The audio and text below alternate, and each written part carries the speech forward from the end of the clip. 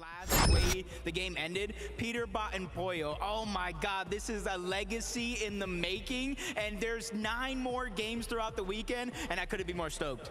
But man, I thought that was going to be Peterbot and Pollo's game. Everything worked out so well from them on high ground, where we've seen them time and time again. But who was waiting for them on the low ground? Swizzy. Is that something you could have expected, that 1v1 going out that way? Honestly, yeah, I can't lie. I predicted that was going to happen. No, I'm just kidding, guys. But no, honestly, really it is the nerves, right? That's the biggest moment that Peterbot's had of the day. He came down, he tried to take the fight, and unfortunately it just didn't go his way. But that's how it happens sometimes. But even without the victory,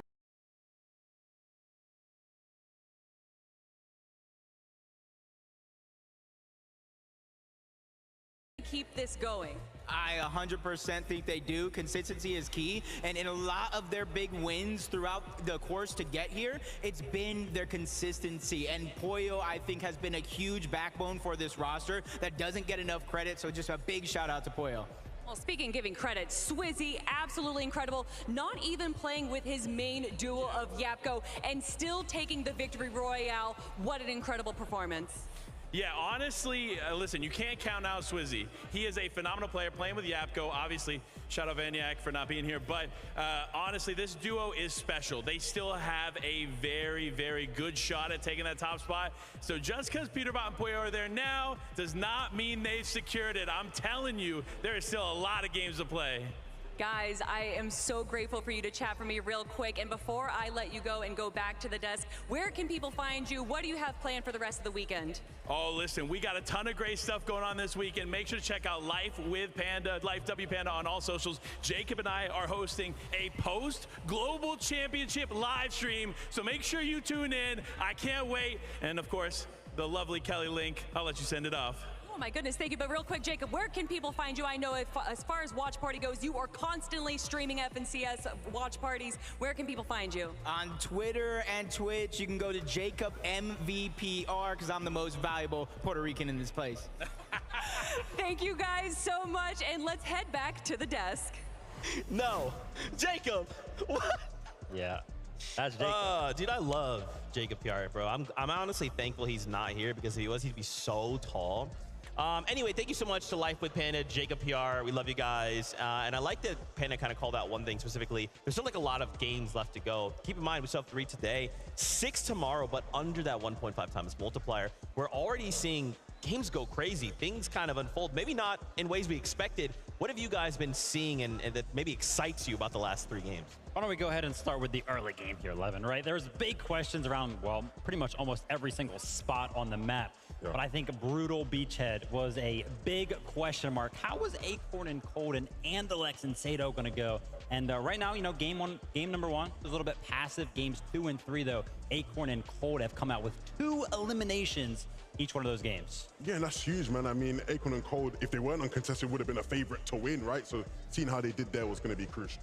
That's right. I actually just got word. We have an interview lined up. Adam Savage is standing by with our duo in the first place. Adam, what you got for us? Well, I've currently got with me the leaders of our competition right now. Peterbot and Pollo join me here in the player lounge. Fellas, it has been an unbelievable start of proceedings. Peterbot, 23 eliminations. Looking 23, I think so.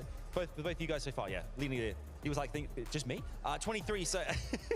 But he expects that. He expects 23 straight up off the bat. What's that? I gotta have 17. My AR aim right now is looking crazy. Like 16 or 17. Okay. Well, I mean, whatever happens, it's looking strong, and you're very much in the lead here. Pollo, walk us through the first kind of like couple of exchanges on the forecast towers first and foremost. You guys got it 1 time so far. Does that kind of does it concern you at all? Is that a real issue, or are you guys just kind of like heading through whatever happens regardless? No, I think the first game, like, we were getting held by a team, Baka Pars. They were sitting in like a bush. But after that, like after we were able to get to the forecast, we were fine.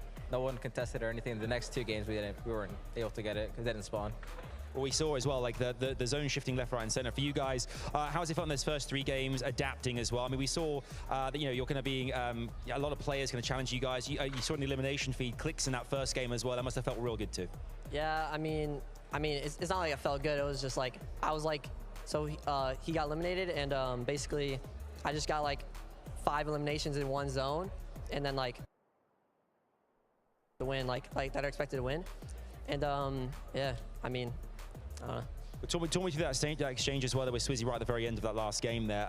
Does those kind of moments get under your skin at all? Do you kind of feel those? Or you just going to move on to the next thing?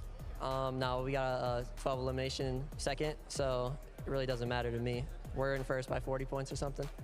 You look, I mean, looking good. Poyo, I've got to ask you as well. We heard the crowd as well going wild. Obviously, you guys. Peterbot gets, I think, home court advantage to a degree. How does it feel for you as well? We're playing alongside Peterbot when you kind of hear the hype around from the fans here in the stadium and at home too.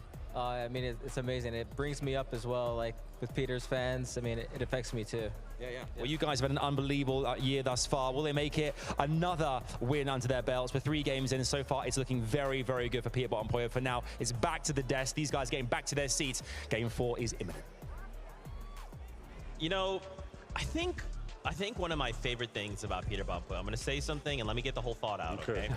I love that, obviously, they're amazing. They play so well. And I love that Peterbot talks so much because Poyo is like an amazing player. And he's just like, yeah, Peterbot, you just talk for the team. I'm just going to sit way over here, talk for the team. Yeah, things are great, and they're amazing. I'm good. Okay, bye. That's one of my favorite things about them. Is that crazy? Am I crazy? No, I mean, but I think it really, really works for them, right? And that's what you kind of need when it comes down to duo dynamic, right? Somebody's a little bit more vocal. Maybe that's how it kind of goes in-game as well. I mean, yeah, I think when you look at the dynamic of that team, anybody that plays with Peterbot is going to have to put their ego to the side. I mean, that guy's got enough ego for all 3 of us on the desk here, you know? He could talk for days, that young lad. But I mean, look, he's a top player and he backs up his talk with performances in game. And it was interesting there, you know, how Adam sort of asked him, like, do you sort of let losing that 2v1 affect you? And I think it's good that it doesn't, right? And he talks about how it doesn't matter, we're still at the top of the leaderboard. I mean, I think it's that sort of mentality to just keep going, even when things don't quite go right, is the key to why they're so successful. Yeah, I mean, saying, look, 12 elimination, Victor Royale, or second place, it isn't the Victor Royale. Now, if tomorrow, 1.5 times, you definitely want that Victor Royale. Those points are going to matter. But, bro, 12 eliminations and a second place, that's still a ton of points. Right. And as he called out, he eliminates the 2nd through 5th teams. At that point, you're like, cool, I'm just creating a gap for me and Poyo. Yeah, instantly looking towards the positives of the situations, not necessarily the negatives, which is really, really good. Now, we were kind of talking about something prior to the break, right? We were like, okay, now they have the opportunity to go ahead and converse amongst themselves with coaches, everything like that. What can we kind of expect going into game number 4 to maybe change, if anything at all? I mean, one thing I think I noticed throughout the first couple games already was there was a bunch of teams actually switching up their spots. I felt like we were seeing a bunch of different people in areas of the map in early game where they just shouldn't have been. Like King and FaZe were all the way in like the southeast of the map. I think Michael and Job was somewhere there as well. At one point we're like, I thought you guys were landing all the way on the other side. So clearly there's been big switch ups already, and I think we'll probably see a couple more. Absolutely. You guys have kind of started talking about Acorn and Cold. I kind of wanted to circle back to that conversation. The duo, how are they performing? Are they performing the way, I guess, you kind of, in your mind, envision they would on LAN? Yeah, no, I think Acorn and Cold definitely are going to find themselves within the top 10. I actually predicted that they were going to be in first place at the end of day number 1. Right now, after 3 games, you know, Peterbot's got quite a lead, so I don't know if that's going to happen, but I think they're performing very, very well, handling the all-spawn situation perfectly. Yeah, clearly. I mean, I think most people who know me know I'm a big Cold fan, and I'm a massive Acorn fan as well, and I really do back these guys to do well in every given situation. I think we know with 1.5x points, we saw them in Major 3 and NA not having the best day 1, but with the 1.5x, the comeback that they had to place as well as they did, they're always going to be in the competition. No matter how far down the leaderboard these guys are, until we get to maybe game 11 tomorrow, right? They're going to be in this competition, and when you have that ability, that's a real big strength. That's right. We've seen their off-spawn situation. We actually have a listed in from this last one, so we'll see how this goes. They're ahead of us, but are they? I see they're squatters. Should we swerve? We swerve? I mean, yeah, but I have to go far. Swerving. They're down in this middle here. Okay. I'm like lurking around, okay? 100. 61 or 60 another. Just take our time. Take our time. Take a minute. Take a minute. Right here. 34. Don't be to that. You got 3 builds. He has no mess. Cracked him. He has no mess left. I'm on his own. 81. Let's You're go, him. baby. My God, let's go, bro. That's so much, bro. We're chilling. We're literally vibing. You are the best, bro. Good work. we love getting those listens-ins, right? Really getting to hone in on how are these duos communicating? What are they kind of calling out? And I just love these like little sneaky tactics, right? Really utilizing those third angles to kind of just sit underneath that little stair and go, yeah, I'm lurking, come around the corner. You're like, oh, it's just one person. Just kidding. Acorn's right over here. I just get shotgunned, I'm down, you're on your own. Yeah, sounds like there was actually an adaptation happening there, right? Should we swerve? And actually, they went ahead and did it. So there was actually a different idea going into that game. But still, even though they had to go ahead and adapt, they still executed on whatever they have planned for when something goes wrong on the drop. And I mean, you saw the situation in terms of loot. Cold had almost nothing, no shield, and Analex and Tato were all geared up, ready to go. Still won. Right, that was one of the things I actually spoke to Sven about, right? Their coach. He talked about the prep they've been putting into off-spawn situations. I think they got a really bad reputation for off-spawns after what we saw in season 2 of this year, where they got bossed at Grimgate by Peter Bottom Poyo. We'll sweep that under the rag, right? Pretend that never happened. Right. And I think they've come into the Global Championships much more prepared, better ideas, different options, right? And they feel comfortable regardless of which option they have to take.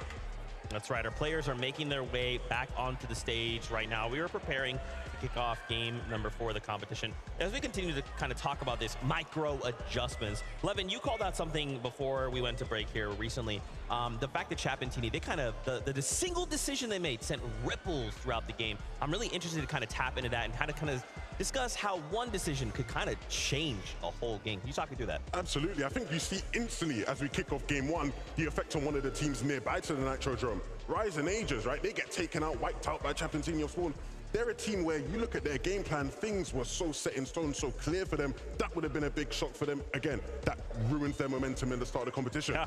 You look at Chapentini, they're a team that wants to have good loot. They're a hungry team. What they're going to do, they're going to play for that bunker towards the windmill south of Nitrodrome.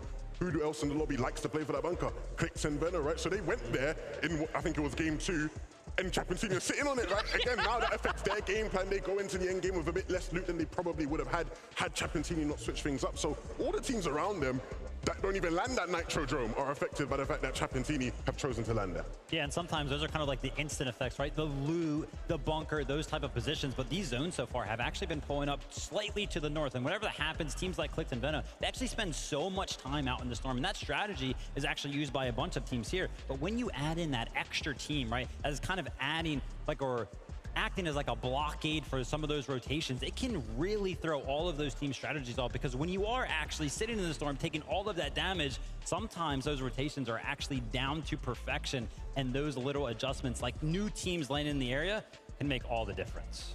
And I think too, when we kind of remind ourselves of previous majors, I feel like in those situations, a lot of the duos are kind of like a big ego, right? It's like, I'm losing the situation, I've got to commit, and then we're eliminated, now we're waiting a game. I think all the way back to even Vika, right? The fact that his duo goes down, he's got card in hand, and his options are, I go for forecast, I just run away with the card, or I drop it. And that's not even something I would have even thought of, but he does it. And so those little decisions, once again, really rippling through the game, so interesting to me. Yeah, that's one of those fights that keeps happening consistently, right? Vico, Flixie versus Bryce and Bolts, so much so that now it's a consistent thing that's happening. Other teams are like, whoa, this is happening over here. Let's get involved. I mean, the big difference there, right? You know, for Vico and Flixie here versus on EU. On EU, they would have just rolled the teams who were landing, right? That's what happened when you... point where at, you know, Major 3, teams weren't even landing on the forecast. They were just getting it for free. Here, Bryce and Bolts aren't going to be pushed over. They've dealt with Reet and Ritual. They've dealt with top teams there before. They are going to fight, and they will be successful at times. So how do Vico and Flixie adjust to that in their game plan? Is it just like such an easy decision, right? Like, because you're saying on EU, we look at Vico Flixie, we go, just that's fine. Forecast is yours, but everyone here on this land, they're just like, nah, we're going to let you have it. It's just a combination of two regions, right? Like you mentioned, I really like that point, actually, as both of these teams have experience fighting teams over at the Forecast Tower, right? And typically, if you're on your own region, you're just kind of fighting one team, you're winning. But now it's two players or two teams that are kind of used to winning, used to fighting, meeting on the international stage. Ooh, the breakdown. Crazy, but it is that time. Once again, we are ready for more action. Game number 4 is upon us. Casters, take it away. We're a quarter of the way into this 2-day competition. Let's not forget, this is just the start now. Yeah, and I mean, with the way that things have been going, it is just absurd to think, MDF, that Vivid Shirt is still holding strong, at least for the time being, because Peterbot and Pollo have technically put NA on top. And they're doing it. They're putting up the performance. It's a pretty EU-heavy top 10. We always expect that, though, right? More teams, more chances. But let's see it for match number 4.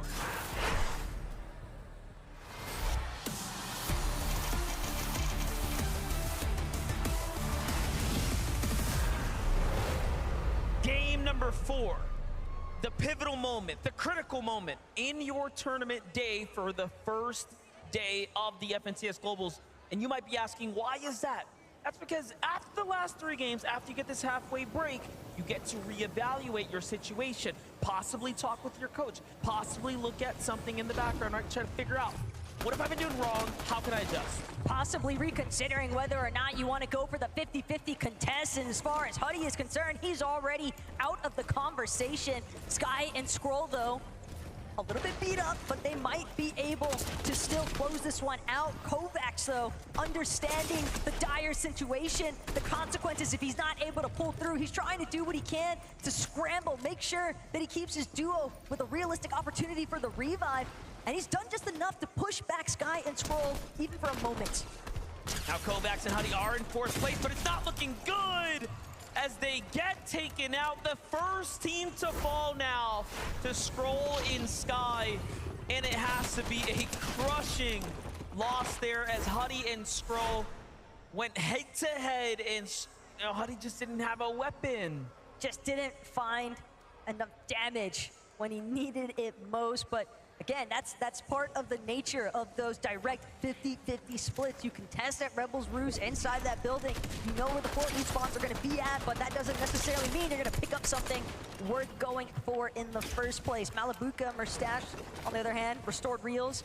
Saw that little flash by Merstash of the drop map. Love the printout, but Merstash, he's got his eyes set onto Alex's head right now, and that's going to be his first elimination here. Oceania, things are looking a little bit grim there at Restored Reels. Up against EU, not so much up against NA, as honestly, Resigns and Damo have managed to really hold their own up against Clix and Vino, but you know, Clix and Vino have played very passively, if you will. I think they are recognizing this opportunity before them, and they don't want to just throw it all to the wind because they're being contested. They're willing to play a little bit smarter, and we actually love that because we've seen very different engagements go down when a team's contested. Sometimes they want to headbang right into one another and see what happens. So the results of this drop spot have actually worked out relatively favorable, even for Damo and Resigns there. Yeah, but at the same time, how much better still would it be if Clix and Veno had it all to themselves by Sandy Steps? Cold, Acorn on the other hand, we saw the differences during the halftime preview of Andalake Sato's success in comparison to Acorn and Cold. And Cold, alongside Acorn, they are looking to keep the streak going strong here at Brutal Beachhead.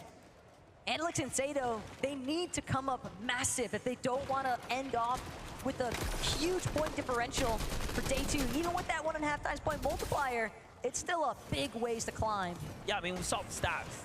It's a pretty significant gap between Andalex's capabilities and Sato's versus what Acorn and Cold have managed to do in this game. And this is why you're seeing them push up with such confidence. However, we do know these are all players that are very much qualified to be here, quite literally and figuratively. So you cannot let your guard down. One mistake and it'll be the end of your game, that's for sure. Even now, Cold and Acorn say, hey, you know what? You have the high ground. You defended well. We're going to back off. Sato and Andalex are definitely hoping that they'll be able to turn things around here in match 4, but at the very least, they do know that they'll still have that opportunity for VOD review, maybe reconsider exactly what their plan of attack might be, but Flixie and Vico already making sure to tear apart everything that resides at the bottom.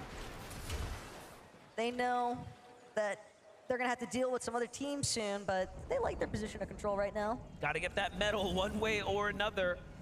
For Thomas HD and Queasy, they do the same, scrapping every opportunity up here. And, you know, Thomas HD and Queasy, we kind of talk about their drop spot being so desolate, right? There's no teams nearby. It really is such a significant difference, I would say, between, you know, how their tournament is going down here versus the likes of really any other team Another team that had a similar position was Booga and Aviv, but we haven't even been able to see what they can do. Because if we were to look north, they have a similar situation, really no one nearby, but what is it that's missing there, right? Yeah, they kind of have to forge their own path, create their own engagements, essentially, and hope that teams are willing to even bother with fighting back, because so many different circumstances now. We've seen teams just immediately go on the retreat, go on the defensive, not necessarily looking to be as aggressive, and that has definitely resulted in some teams struggling with their surge. But Peterbot Pollo revealed medallion as well. Plenty of ammunition as well inside of that Striker Burst assault rifle. So Peterbot Pollo hoping to secure this forecast tower for themselves. See what happened there, though? They stepped to that forecast tower. Vino and Clix is like, oh, time to go. So we saw in the interview, Peterbot was willing to call out Clix and Vino and say, I dare you to come meet me, but we all know it's probably not a good idea. Rise and Yuma, however, from second place, they fall down 5 placements after the last game because of an early game fight. This time, after weighing even what happened there, they feel like it was worth it. And they're coming back into another pretty battle here. But for Yuma and Rise, already running relatively thin as far as their material count is concerned. And it seems like Yuma would at least prefer to disengage for the time being, but a shot from overhead, Swizzy in the distance, but thinking Walk's still behind. Yuma and Rise might find themselves unintentionally pincered here. Slurp Trek gonna buy them a little bit more time though. They'll at least be able to box up, hope for some safety net to come into play, but at least with the shield refresh, now they're hoping to maybe take that fight, because at the very least, they need the Siphon materials. Yeah, they'll need to get the damage. They'll need to get active here. Muzz and Epic Whale on the move right now. What we've noticed about this team is those mid games. Really, really, really tough positions to be in, as they found themselves in just a jam, it really feels like, from time to time. But if they can just overcome that, see what they did right in game 1 and mirror that performance, we'll see them jumping right back up into the conversation in no time. And something else that's important to know, you have to keep in mind, Muzz and Epic Whale, they're kind of landing at that same drop as Reet and Ritual over by Doomstot, except Reet and Ritual, they are fully in control of the Mysterio, and they like to collect that mythic Sovereign shotgun. That's the most important aspect for those two by Doomstot. So for Muzz and Epic Whale, I think at times they may have considered, do we want to challenge for that Mysterio bot and take over the goods that Reet and Ritual have essentially been hoarding all to themselves? But at the same time, that's not going to be an easy accomplishment. It seems as though Reet and Ritual got the advantage there. It's not looking good right now. Teeny is here, Chop is here, and they take down Murstache and Malabuka, but not before Chop gets finished there. And it seems like there was another team. Is that Rise and Yuma that just stepped up out of nowhere? No, it's DT Rise and Cooper, the A players. Agers and Rise obviously playing with one another. Cooper and Kanata, they're in the distance, side by side. This could be a big moment, though, for Rise and Agers.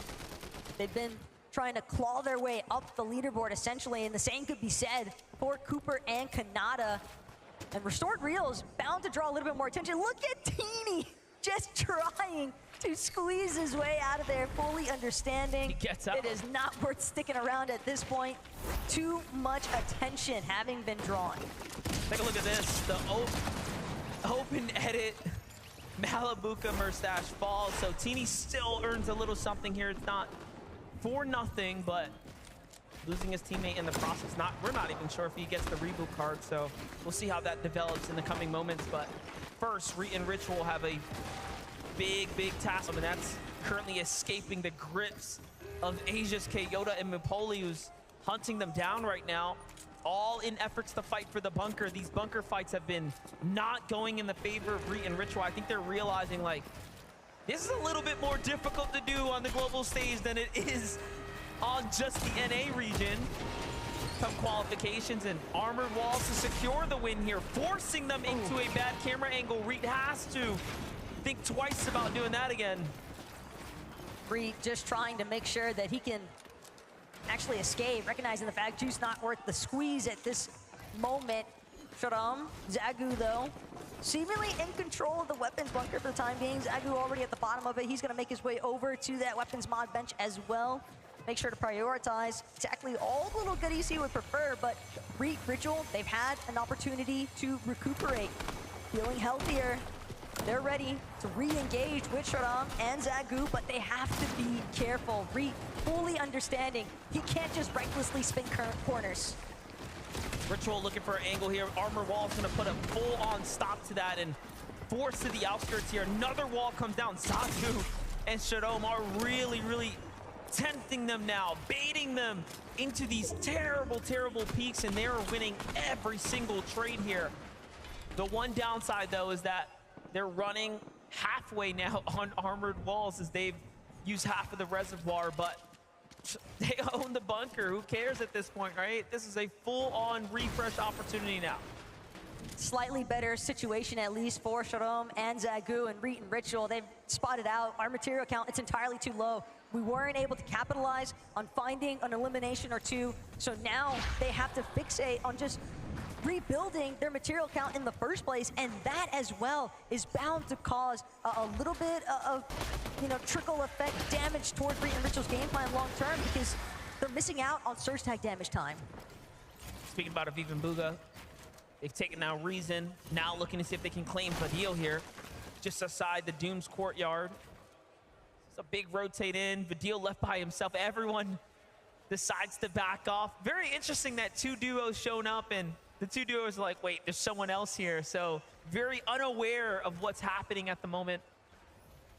For that reason, they give the respect, and I'm sure Vadil's trying to wrap his head around, where did everyone go?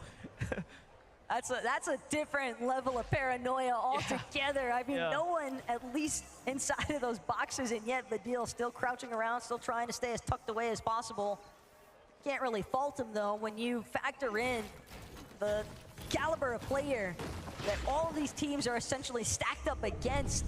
Yeah, there's good reason to be concerned about which wall you face next, but Vico, Flixie, back into the thick of it. Seems like they've got a slight overhead advantage. Right side peak, though, not going to be there just yet for Vico. Flixie instead, different approach altogether. He's on the same level as Ed and Persa, just putting immediate pressure onto the walls in front. Any team that can pop off today and finish inside the top 10 will have a real fighter's chance to run away with things tomorrow. Tomorrow's a 1.5x day, so setting up your foundation is so critical to your success. Vico gets just punished by Persa's shot there. Little reset now as Ed tries to get the heals here. They're fully back up into the swing of things. Definitely a bit of a sucker punch as well for Vico when you really think about it, because the way that he was charging in there, it seemed like he had zero concern that anybody was going to be able to piece him up in that moment. Nearly met his own downfall for it, but Persa, Ed, oh my God, they're actually finding the smallest angle, tearing up the toes there from Vico and Flixie. Very important tags. That's going to set them up with a very solid damage lead now. Off they go. Meanwhile, Reet looks like he's continuing to get active, but look, 4th place is out, 5th place is out. The standings now starting to gap away. Thomas HD and company, Trulips and company are the closest two, but our 1st place lead, Peterbot and Pollo here, set up for the Rift Island. They continue to fight for it. It's like you see it spawn and you know, all right, who's gonna be there? It's this team right here. Nah, for me, it's the fact that Peterbot just lit King up, trying to rip by the side of Rift Island there. And Peterbot, we heard it direct when he was doing that interview with Adam Savage. My aim is on another level right now, and that might be the most perfect example imaginable. He's definitely looking like a bit of a menace there now, with the height leverage as well from the top of Rift Island. Other teams have really got to be wary of exactly how they're choosing to rotate, and I think that this is a prime opportunity as well for Peterbot and Pollo to essentially control the flow of the lobby. Yeah, and it's good that he gets to show it off as well, but talk about controlling the flow of lobby. Reet is keying right now, on the move, on the hunt here. Reet and Ritual continue to find teams to fight. This time, even with a health at disadvantage, they have the height advantage. Yeah, but Reet, he could get full HP whenever he wanted to. He's gonna go ahead and split a mech kit off with Ritual as well, and they'll take this moment to pause the action, make sure that they are as healthy as possible. We even get an opportunity to hear direct how that elimination went down just now for Reed. Got it. 140, 140! Nice, I'm getting in. I'm jumping in. I'm in. Full box. On me. 100 dead! Nice, bro. Chill Yep. now. Chill now. Alright, the body. The tone set up though. He's like, all right, chill now. Like, let's relax. It's like it's too crazy. Yeah, we got it. Really showing us the emotion that happens when a team clashes. Things really peak up. It's crazy. Still, that was a left side peek through the window edit, and Reed, the fact that he's able to come out on top for that one. I think that's a problem he's got. We've seen him actually get He loves that. punished for that. Jumping into a Jonas and Pixie though. South side here, zone's pulling far north. They notice that they have to move sooner rather than later. This is where strategy really comes into play here. See that drop in the damage threshold though? 515 above, immediately chopped to 189. It's evident that everyone's kind of picking up the pace here. Janice, Pixie, fully aware of the fact that they've now got a duo right next to them. It's gonna be Andalex and Sato even, and Andalex, he knows he's got so much ground, so much time he needs to make up for it, but Andalex immediately 180'd upon Pixie, gonna be there for the supportive cover. Now it's all up to Sato to keep his duo's hopes alive, and Sato calls through. Good tag there, and honestly, it was a combination of the damage Andalex put down, Sato coming in to finish the fight, but someone else has arrived. It's another solo. Just looking, it's the reigning and returning champion Cooper who's here to fight. He's got a huge disadvantage on the HP, but he is still looking to tag, but no. Sato finding his stride in the late half of the tournament after being, again, contested fully up against Acorn and Cold. Come out of that, overcome that drop spot, and now find themselves 3 eliminations in super quick succession. But even though it's a brief moment of relief here for Sato, the fact that he managed to survive this whole exchange, unfortunately still, it's all an uphill battle. Sure, you've got 3 eliminations, but you are a solo now, trying to make your way out of the storm. Not sure how that's gonna pan out for him, but this is massive right now. Peterbot Poyo, sure, they might have a little bit of a gap between themselves and everybody else on the leaderboard. 56 points to be exact, but at the same time, Peterbot, he's already a solo in the 6th zone. Peterbot may have his community on his back, but the rest of this lobby, the rest of the world is hoping he does not perform well. Acorn is going to be the resulting team of the reason Poyo is down and out. And this is good for everyone else. Obviously not so good for Peterbot, right? He's got such a strong lead, he could break away with it and nearly solidify a first place to close the day. However, this gives everyone else a realistic chance now that they can take down basically the kings of NA. And that looked more so like Acorn and Cole delivering a much needed heat check to Peterbot and Poyo, kind of just reminding them, you might be first right now, but if you're not careful, we'll still look to take over. Granted, Acorn Cole currently sitting outside of the top 5 even. They know that they also need some very valuable eliminations and placement points. They want to make up the difference at this stage, but Rise still operating as a solo, doing what he can, but there is just so much that stands between him and his next movement. Yeah, it's not looking too good right now, and all things considering, with 100 damage below, he's got to do something big here. Now, teams are going to start moving, so maybe it's not wise of him to move first just yet, but gotta hit these tags when the opportunities open up here. First one's a miss. No second reveals itself, so now he has to push his way in. He sees Crisp here. Crisp comes in. This is one of his chances, and he finds the tag there. Meanwhile, what's happening on the other side? Clicks also similar pressures, but they find the Asian champs of Bobby on the backside of the zone there, and Larpex, and take them down.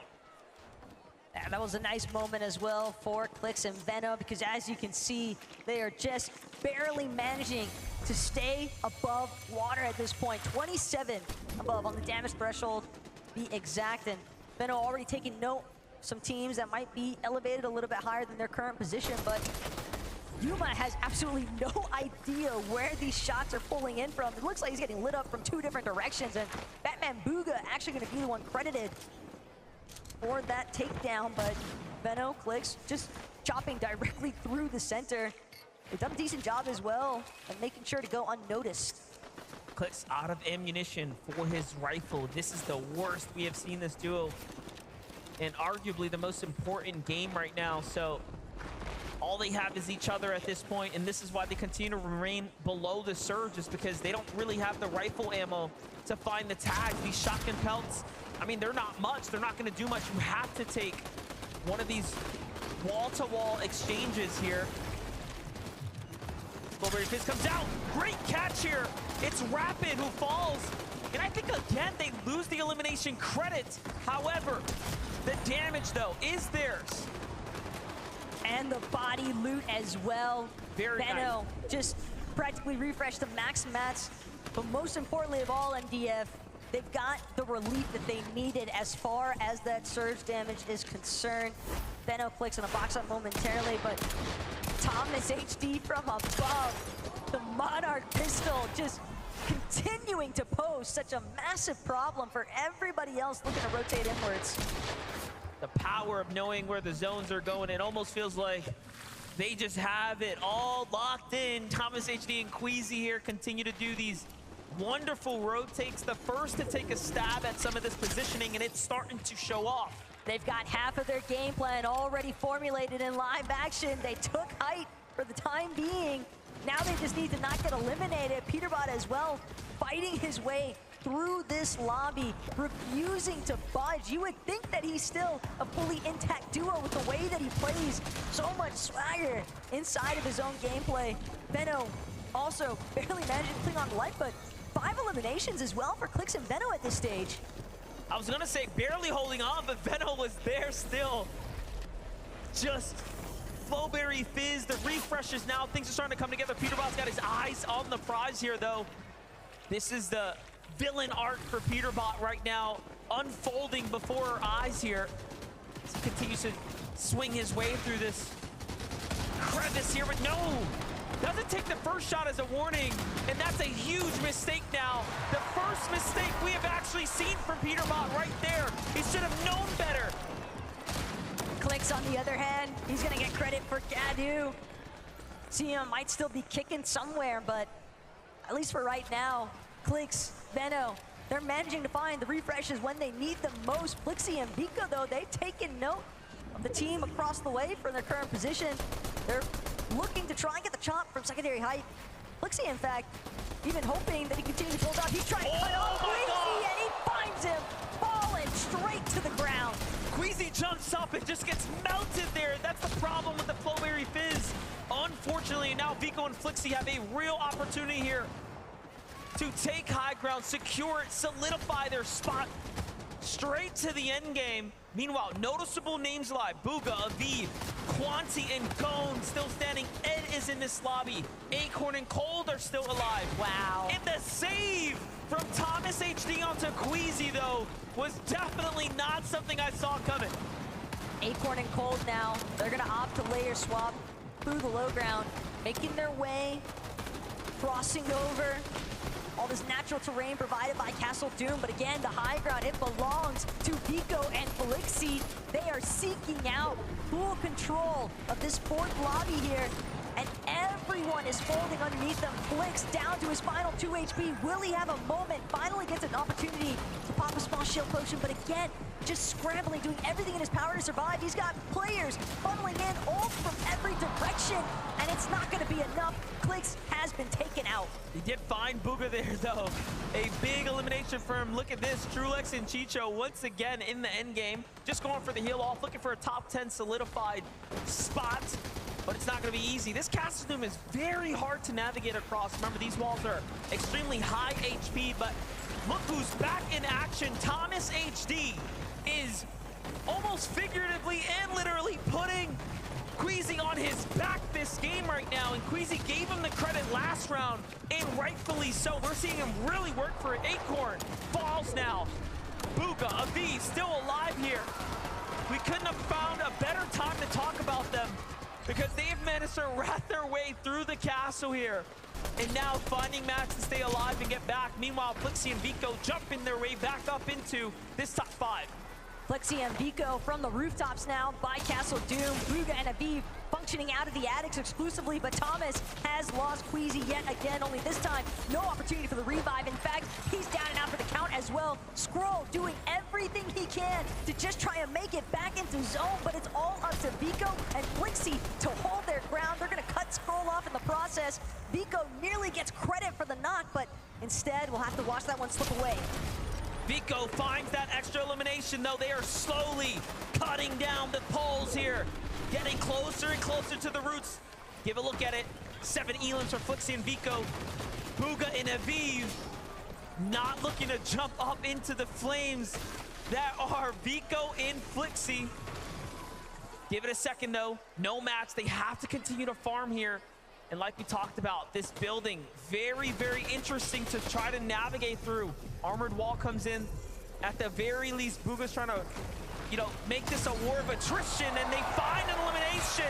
Another big one here. More points here. Vico and Flixie are coming down. They had enough of the weight. They find Aviv on the backside there. Vico losing a lot of HP to the storm, though. Vico nearly getting trapped in the process there, but unfortunately for Aviv and Bugha, they're gonna get caught inside the structures. They're trying to work their way through. Aviv nearly has it, but Vico and Flixie, just a little bit more HP to work with. They bring this one home. And it's almost like they just keep doing it now. Vico and Flixie, a very, very clearly strong duo here, showing up in spades, putting up the performance, and you can see the look on their faces is expression of pure excitement. They're ready to.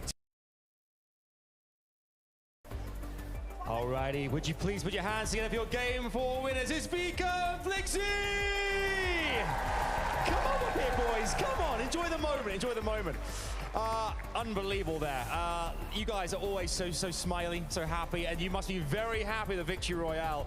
Talk me through the moment there. We saw that taking the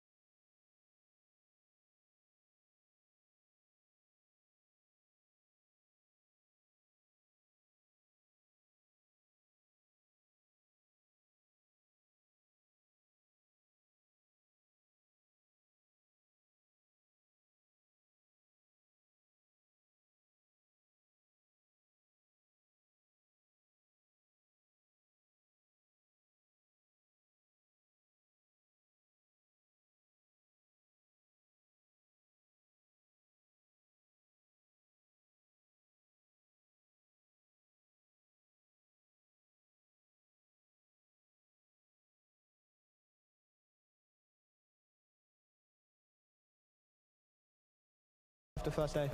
Okay, and I've got to ask you, Vico, I know you like being out in front of a crowd here, you and Flixie. How does it feel to be out here in Fort Worth enjoying? In fact, make some noise for Vico and Flixie, everyone, please. How does that feel when you got the crowd behind you as well?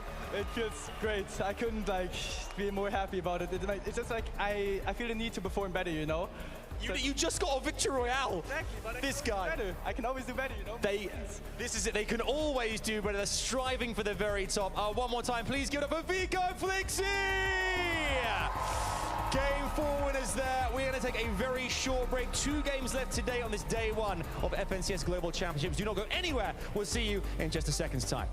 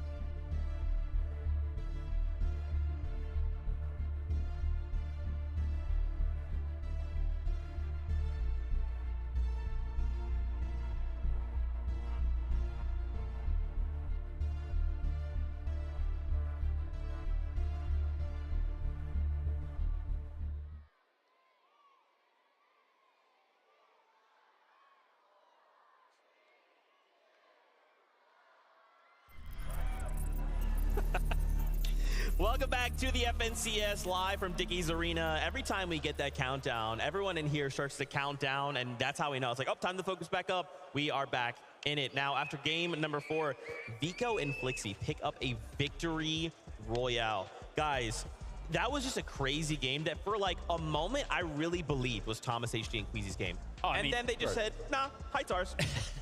Exactly that, right? Me and Levin were like, oh yeah, this 8th zone position from Queasy and Thomas, they had the entirety of that hill/mountain kind of covered. It was like, wow, they have so much terrain covered, and that's going to grant you free high ground for the rest of the game. Flixie, though, gets ahead of the moving zone. Queasy jumps just a little too high with that Flowberry Fizz activated, stuck in no man's land all the way up there in the sky, and what a great bit of shots from Flixie to kind of secure the high ground for them. Yeah, unfortunately, probably not the best there from Queasy, right? Obviously, they start getting sprayed, so you know there's a team applying pressure on you. You fizz just in case you get chopped, but then you ain't got to jump, man. You jump and they instantly beam you, punished right there. Is it one of those things where that last game where they had the high ground, right? They didn't really get pressed for it. This game, they are getting pressed for it, right? Did they kind of like forget that that can kind of happen? I'm not sure if they forget. I think it was one of those ones where you maybe just slip up in the moment, right? It's a very minor mistake. Unfortunate to get caught out by it. But from there, right, when Vico and Flixie went on to take the game, the crowd in here, they were rooting for one team and one team only to win that one, right? Everybody wanted Booga to win. You could feel everybody was getting ramped up every time Booga was on the screen. But Vico and Flixie ruined that party, and you know, they've been ruining a lot of parties for people this year. These guys have been setting the lobbies on fire that they've been in, and it's good to see them get a win here.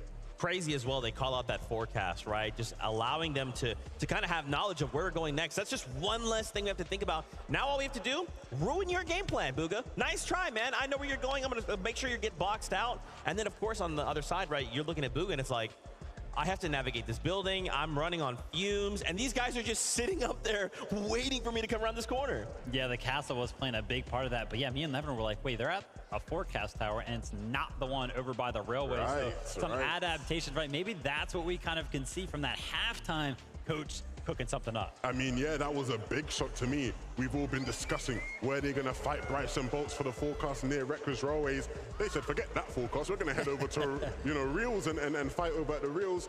I mean, they took down, I think, Malibu and Masashi in that game, right, which is a team that's been fighting for that a lot as well.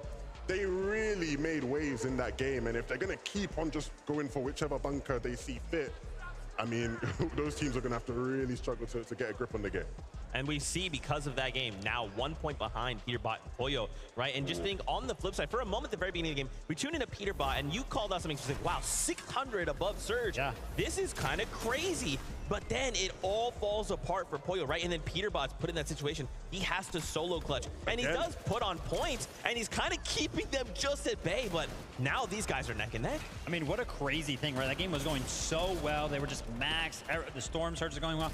I myself have no idea where Acorn and Cold came from. The decisions to just land on a duo right there is an incredible one by Acorn and Cold. Worked out for them. They picked up Pollo right there, and 5th place for that duo, actually. Yeah, not too bad at all. I mean, I'm looking at those two teams at the top, and the parallels, my mind instantly goes to the sort of narrative people were building earlier this year. Peterbot and Pollo dominated.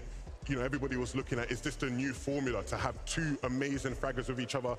When Vico and Flixie joined forces, everyone said, are they trying to replicate that dynamic? Are they the EU, you know, Peterbot and Pollo? Even, you know, Vico's acknowledged those comparisons himself. He said, hey, look, we still got a bit more to do to get to that level. But right now at the Global Championships here, 1 point between them, they're clearly at that level, it seems. Just a crazy situation to look at. And of course, I wanted to highlight Booga taking it there to placement, right? They only did manage to pick up the 2 eliminations, but they take it to that 2nd place. That's a bunch of placement points. Something about Booga, right? And this usually happens on a seasonal basis where it's like the start of a new season is usually kind of slow for him when it comes down to tournaments and everything like that. But then whenever it comes down to the actual FNCS, which of course happens towards the end of the season, he always picks it up, I swear. And I would love to kind of see that trend over the course of these 12 games. Have that happen at the Global Championships. A slow start so far. Let's pick it up. I mean, again, really unlucky at the end there, right? With the way the zones pulled through Castle Doom. Yeah. I think my biggest critique of Booga over the last sort of year or so has been, he's really great at just being able to get his team into the top 10 consistently, right? But when it comes to win condition, putting his team in a position to actually win the games, sometimes it's felt a bit lackluster. In that game, though, it was excellent, right? The way they claimed low. And again, if it wasn't for a bit of unlucky zone pulling, they might have a chance to actually really win that game from Vico and Flixie. So really impressive from Booga. Absolutely. Guys, I want to talk so much more, but we got to get back into the action. Game number 5 is upon us. So, Monster D Face, the best taco. Take it away. Yeah, I gotta say, I think that went totally different than what I expected. Obviously, given that Peterbot and Pollo fell early, now we have 4 teams in the race that are really close. What really got me, though, Monster, was hearing the way that the Dickies Arena just erupted the moment that Peterbot actually went down and Peterbot and Pollo were full-on eliminated. It's crazy to think that they're actually trying to battle against all the odds here. Yeah, like I said before, it's everyone against everyone here. Match 5 is great.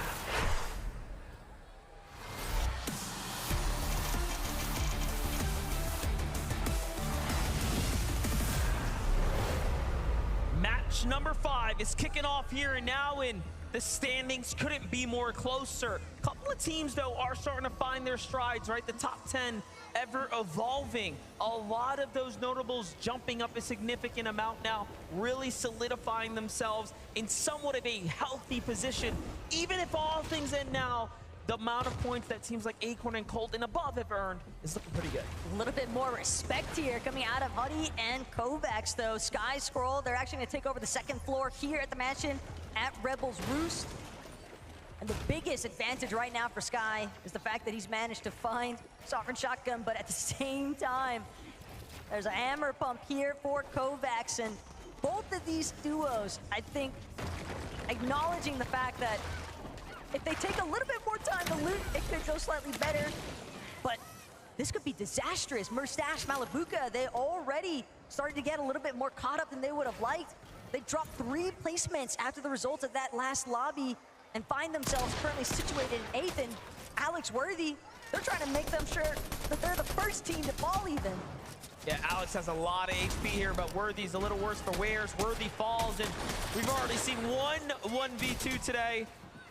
Let's not make it another. Power Alex is already pushing the agenda here. Well played for Australia's Alex and Worthy from Team Power, putting up the numbers.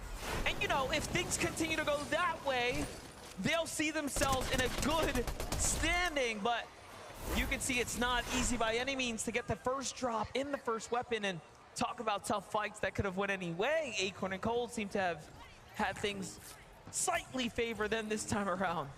Yeah, but at the same time, Cold losing Acorn and Alex Sensado may have done just enough damage.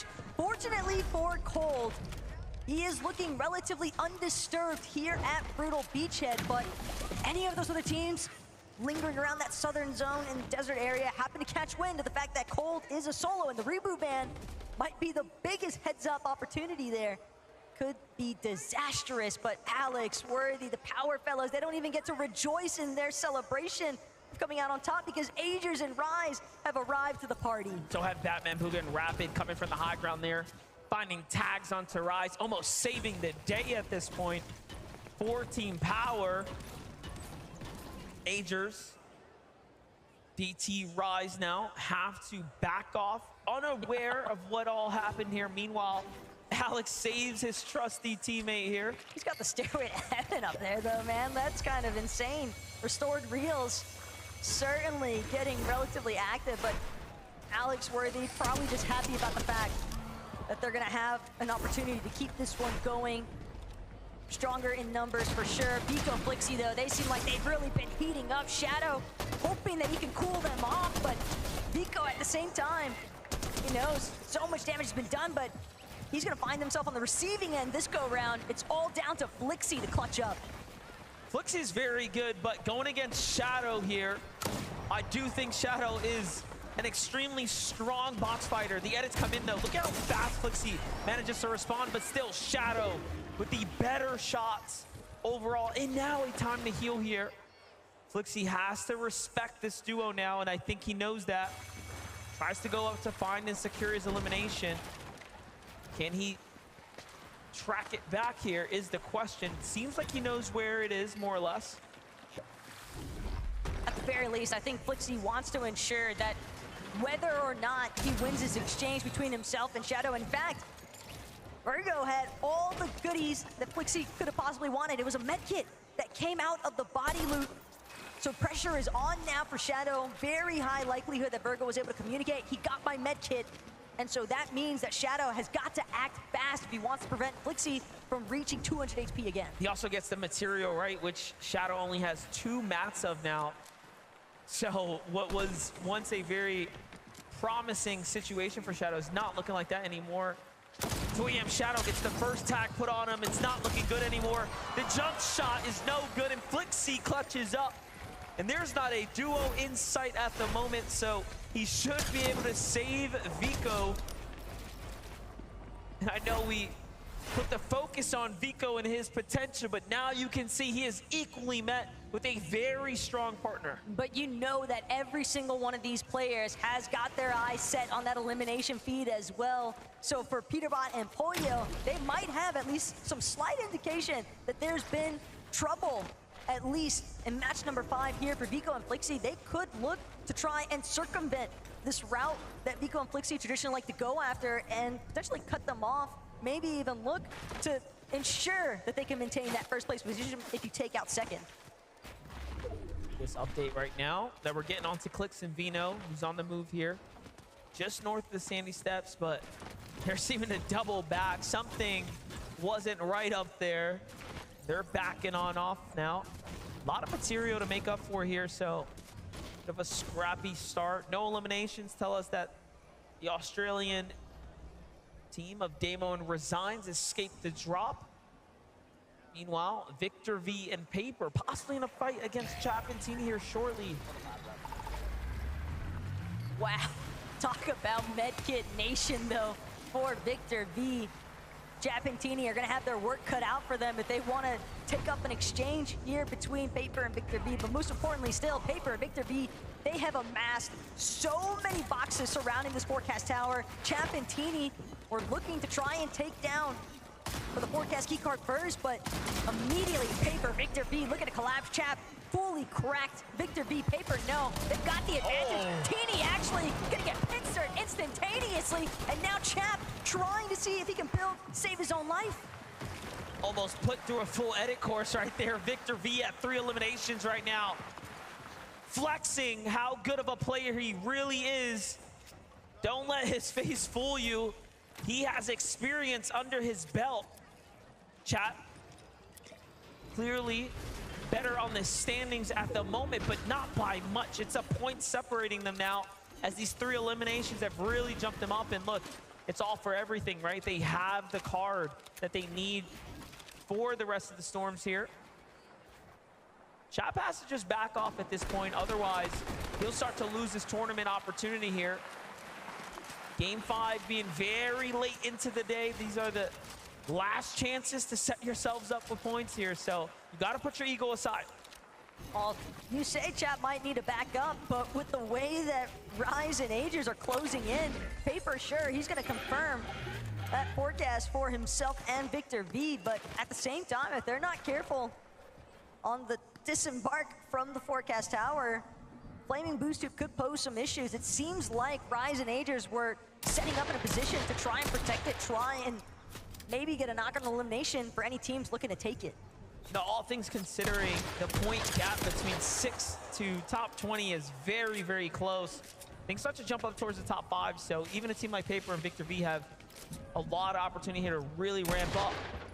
Meanwhile, Thomas HD just giving us a show, showing us what he can do with that Monarch pistol. He does it without the scope this time around, so all the more impressive. That makes me sick to my stomach watching Thomas HD use any sort of sniper-esque weapon, you know? Even though it's the Monarch pistol at the same time. He's just so pinpoint accurate, it's ridiculous, but Batman Booga, Rapid, they're trying to get a little bit of an uprisal here, and Rapid, he's got visuals in his sights, beautiful right side peek, perfect moment to open up, but Visuals immediately looking to retreat, and he's gonna go side by side, hip to hip one more time with his duo. Great tag there for Rapid to set them up, a big 108, but Visuals climbs his way back into a fighting stance here.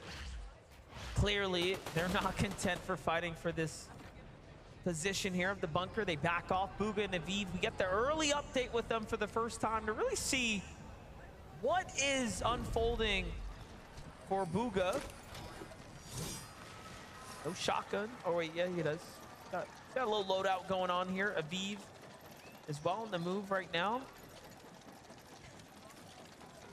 It's a nice rotation so far off the launch pad from the peak of that mountain, but the main difference that I've noticed in Bugha and Aviv's game in comparison to what we saw, for example, coming from NA Major 3, typically they like to be aggressive towards the team that is landing on Piney Lane, but that has not been an option for them this game because Toyota and Mifali, they're just not willing to take that exchange. They're bailing, they're getting their loot and immediately looking to rotate out, so it's not really leaving Bugha and Aviv anyone left nearby. They're having to forcibly create these storm surge situations, and it's not easy to acquire those tags by any means. You miss one shot, that could be the difference between above or below that damage threshold. That is true, and speaking about big differences, Peterbot and Pollo just got their hands in on that bunker. Let's not forget the bunker will give you access to that modification bench to change your weapons, right? To get yourself nice and comfortable. And now that they have to likely be looking for the Rift Island to go ahead and take a fight. Meanwhile, 8's Flixie and Ovation Vico back in the game, as healthy as ever when things were almost fading away for a moment there here in game number 5. But they're in first place, they're in the lead, and they're looking pretty situated now.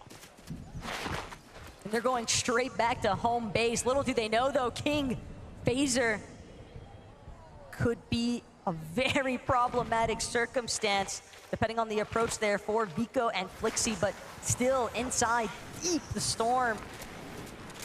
Muzz and Epic Whale. Decent amount of material count, though, but it looks like Muzz is gonna have to lose at least one of these medkits along the way, fully intending to just locate what he can inside of the bunker, maybe even make use of that weapon mods bench. Back on over to the other draw spot, though, with Vico and Flixie here. It's the landing home. Let's see it, though. King and Phaser playing the low ground right now instead of opting for a little bit of a stronger position. So I'm almost calling bait here, but given his stance, all of a sudden, yeah, things switch around really quickly here. King looking for an opportunity, but no. Drop, trying to run here. Phaser must have called back off, and it's not working well. Not right now for them. Vico and Flixie still on the pulse here.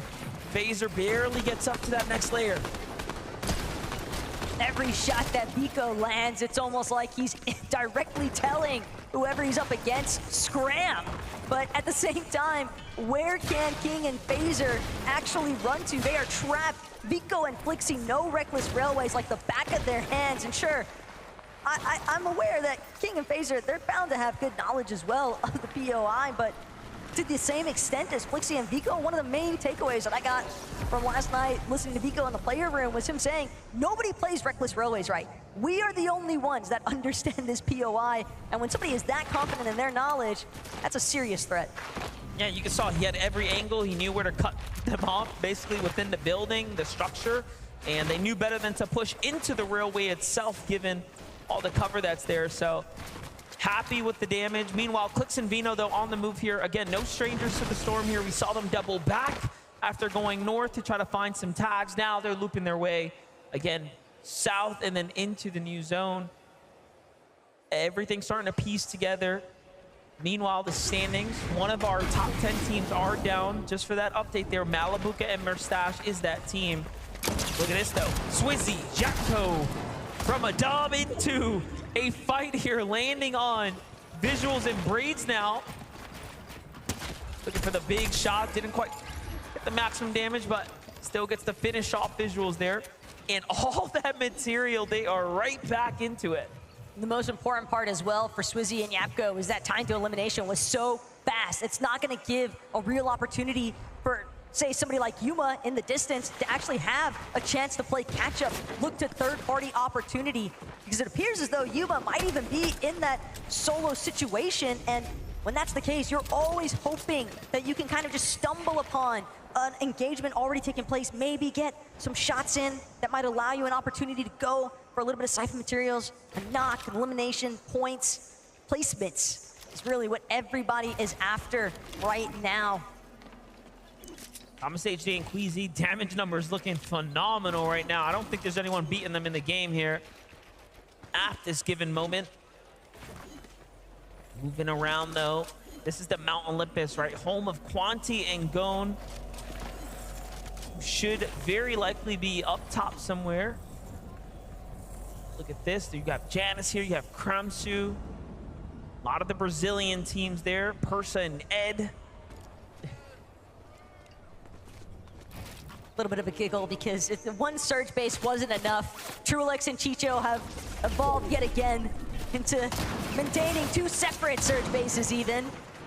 Meanwhile, Aviv Bugha tangled up a little bit here right now with Swizzy, but we've seen Swizzy perform already once today, MDF. In a 1 versus 2, and this time he still got his duo with them, but most importantly still, Aviv Bugha, they're trying to do what they can to break through some of these builds, but they're just gonna find themselves cut off. They're not able to actually cross the gap just yet because Bugha also needed ample opportunity to make sure that he could regenerate his shields off of what heals they have left, but that's gonna be more than enough room for Yapko and Swizzy to just full on disengage. Bugha and Aviv don't chase either. They just let them go. So it's telling. It shows us that they want another one of those end games. They need another one of those end games, and they can't toss it away. It's a chance for them to go ahead and do just that. But they do need more damage. But talk about that. It seems like Swizzy rotates right into Bryce and Bolt. So not too much longer do they fall. But Peterbot and Pollo, the Rift Island, we already know. They hit the mod bench, they're set up, and then straight to the Rift Island every single time here. And now Shari is so low. Storm Surge gonna be giving them a big problem here in the coming moments. The worst part is knowing that it's Peterbot and Pollo. Every time that reveal medallion goes off, it's every 50 seconds, by the way.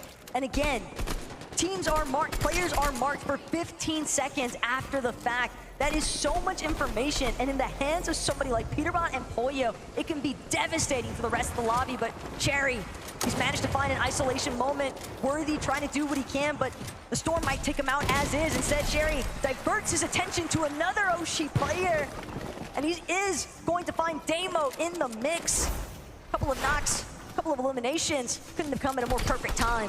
Look at this, though, the setup from Aviv and Bugha after rotating. They find Swizzy again, so Swizzy was knocked, picked up, and then ultimately falls back to the hands of Aviv here. You can see, yes, 2 eliminations, so starting to really heat up now. Bugha and Aviv come to the late half of the tournament. Wait a second, though. Storm Surge is active now. Damage is starting to add up here. Even with that elimination there, they will need a single tag.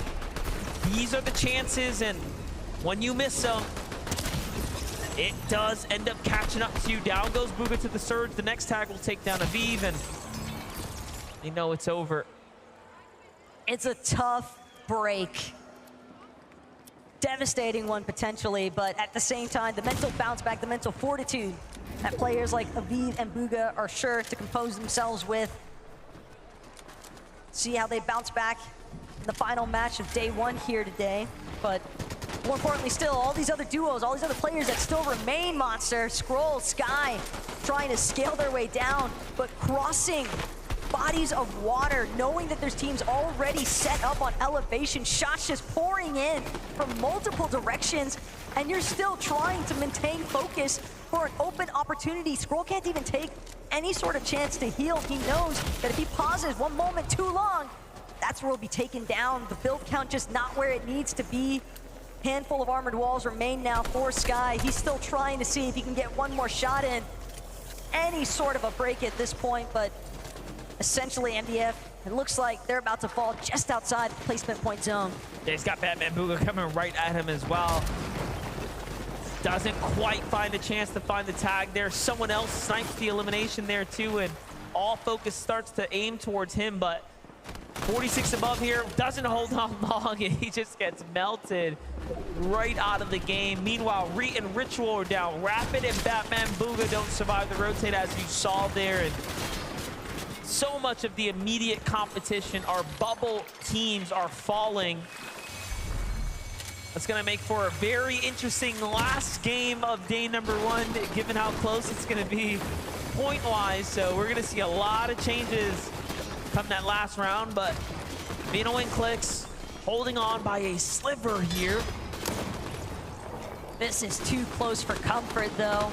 Clix and Vano have practically no space to work with. They've got 2 separate teams underneath them. Their only saving grace being the fact that Peterbot Poyo nearby, getting those mark indications from that reveal medallion. That's going to be enough for them to emphasize focus onto Reason's box. But again, Acorn, Cold, directly underneath where Clix and Vano are currently at, and they are looking to be in a much more situated position here.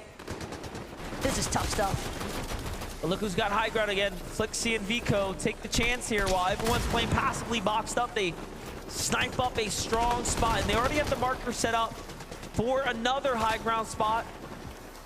And you can tell they're playing for wins here. This is all win condition setups.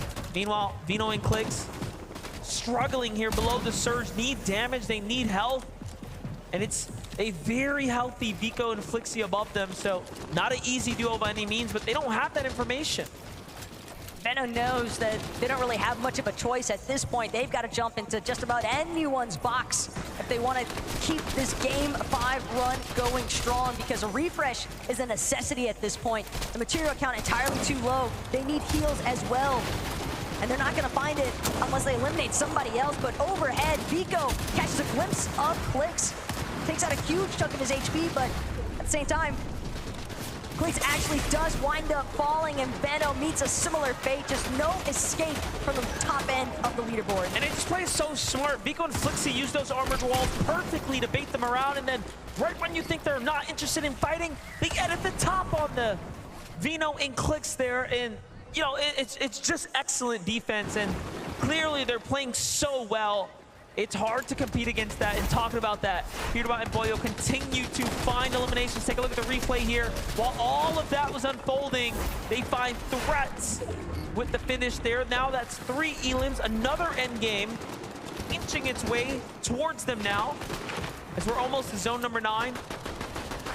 Big moves here for Peterbot. They're gonna give up the high ground a little bit here to play the low front side. Very interesting strategy given that they had mats to work with, but too many teams are alive for their liking, it seems. Also, the natural elevation possibly working against their favor for the time being. They don't want to get caught off guard, much of a similar fashion the way that they've been catching other teams off notice. But Thomas HD, Queasy, they can see all these teams sliding down the mountain face. Trapsu and Clone doing what they can to survive. Similar circumstance there for Cooper as Peterbot and Poyo continue to pressure against his walls. But just behind, Peterbot saw Victor V and Paper as well. Could be some big fights taking place soon on the low ground. Let's not forget Kovacs and Huddy were taken out in the drop last game. They were in 4th coming into that round before slipping down the standings now, showing us just how consistent they really are, coming right back into things. Meanwhile, Queasy pushing their way through. Down goes Cooper, looking for the finish. He'll get it. Kanata forced to run up to another layer here. And they might not be in a spot to win the game just yet, but they are racking up a lot of points now. Once again, coming into the final rounds here for day number 1. Chicho and Trulex, another end game for them as well. Teams just showing their stride. It's very clear who's had good performances here today. Acorn and Cole get chopped out by Flixie and Vico. They are just the talk of the town right now. Vico, Flixie, Peterbot, Poyo, they just seemingly operate at a different level altogether currently, and everybody else just trying to play catch-up. Chicho, Trulex, they caught wind of Epic Well, but Epic Well doing what he can. It's an even exchange, down to just Trulex versus Muzz. But the question is, will he even manage to find that? Instead, Kovacs gonna opt to play the medkit. It's all down to just placement opportunity at this point. And then you have Boyo and Peterbot still alive right now, still kicking here. This is the only competition besides Acorn and Cold who can obviously rack up enough points to give everyone a run for their money. Bryce and Bolt are setting up for the high ground win while Pollo, Peterbot, Vico, Flixie are fighting for eliminations closer to the low ground now. And they might just clash here in the moments to come as they're standing on opposite ends of the low ground position here. Pollo pressuring everyone nearby. Flixie down, Vico down as well. To the hands of the teams on the other side as well. And look at this, the low ground spot for Peterbot and Pollo, just so content, but now they're looking for high ground. But the real winners of that exchange, Queasy, Thomas, Vico, Flixie, they all eliminate each other, so now it's just up to Pollo and Peterbot to see what they can do. Bolt and Bryce, though, firm grasp of the high ground, doing what they can to just try and shred through the players underneath. Dukes scrambling, barely managing to throw up some wood above his head, keep him safe for the time being.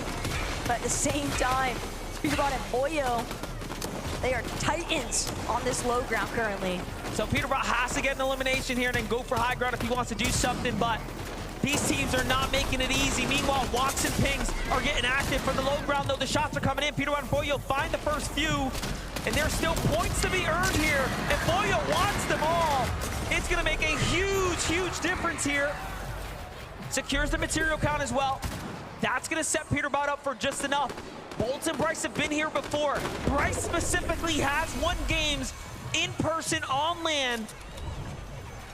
I called it before, this is the team that you have to look out for. They are so talented. However, Peterbot and Pollo just, I mean, they've been ahead of the pack so far. But Peterbot and Pollo, they got the most recent refreshes. Pollo's Granted, everyone's building, everyone's burning through it, but Pollo strikes first. Bryce is gonna fall. Peterbot understanding it's all down to Bolts to try and clutch this one up, but it's Peterbot and Pollo after all. Bolts has been here, though. He knows what to do. Don't give him a chance to heal. You have to fight back. Armored walls come out. They have a little bit more map, but Peterbot has too much to work with. Another armored wall. Bolts has an angle. Can he get him? No! Peterbot won't drop him twice. Peterbot and Pollo strike yet again on the day. Match number 5, and the victory royale belongs to them. First place continuing to extend itself, and that is the real difference maker here today, MDF. We can see our big winners on the screen right now, and Adam's there. Would you please, Fort Worth, make some noise again for Peterbot and Pollo! Do you know what? I love those moments because this crowd wanted that to happen. Pollo, the Flowberry push there. You guys were low ground, you pushed on through. Talk us through the moment there and when you make that call and how that happens between you guys. Yeah, I think it was the zone pulled back, so we had like old builds to use to go up, and I was able to get like a good angle to kill one. Elimination-wise as well, you guys are consistent there. Standings as well. Peterbot, how would exactly, I'm sure there's so many aspiring Fortnite players here as well. It's just constant for you guys. Major wins. What is the magic, the secret sauce that is really making you guys, ensuring you get to these top spots right now? I'm not gonna lie, we have the Mythic every season, you know what I'm saying? And me with the Mythic, I'm just unstoppable, you know what I'm saying? I get so many eliminations and stuff, so yeah. Dangerous out of there. As well, I'm going to talk about that being this experience right now because you guys have been consistent. We're going to see, I'm sure, a lot more over the course of this weekend. Pollo, what's it been like for you as well? You feel the crowd out there. One more time, Fort Worth, let them hear you guys. It's for you, buddy. They're amazing, by the way. And I mean, this must be a lot of wind in your sails as well. How does it feel to be performing in front of this crowd here at Global Championships? It feels amazing, especially getting a win. It's like hype, and then like on the walkout, everyone is cheering for us. Yeah, it feels great. Okay, and I want you one more time. Anything you want to say to people, to the crowd right now, to get them even more hype than they are already? Hey, I appreciate you guys, and yeah, we're winning this right now. There you go. Give it up for Peterbot and Pollo! GG's, fellas. Again, lots more to get excited about here. These guys crushed it. I'm sure they'll continue to do so. Lots more games to go, though. One more left today. After the break, it's coming your way. Do not go anywhere. We'll see you in a sec.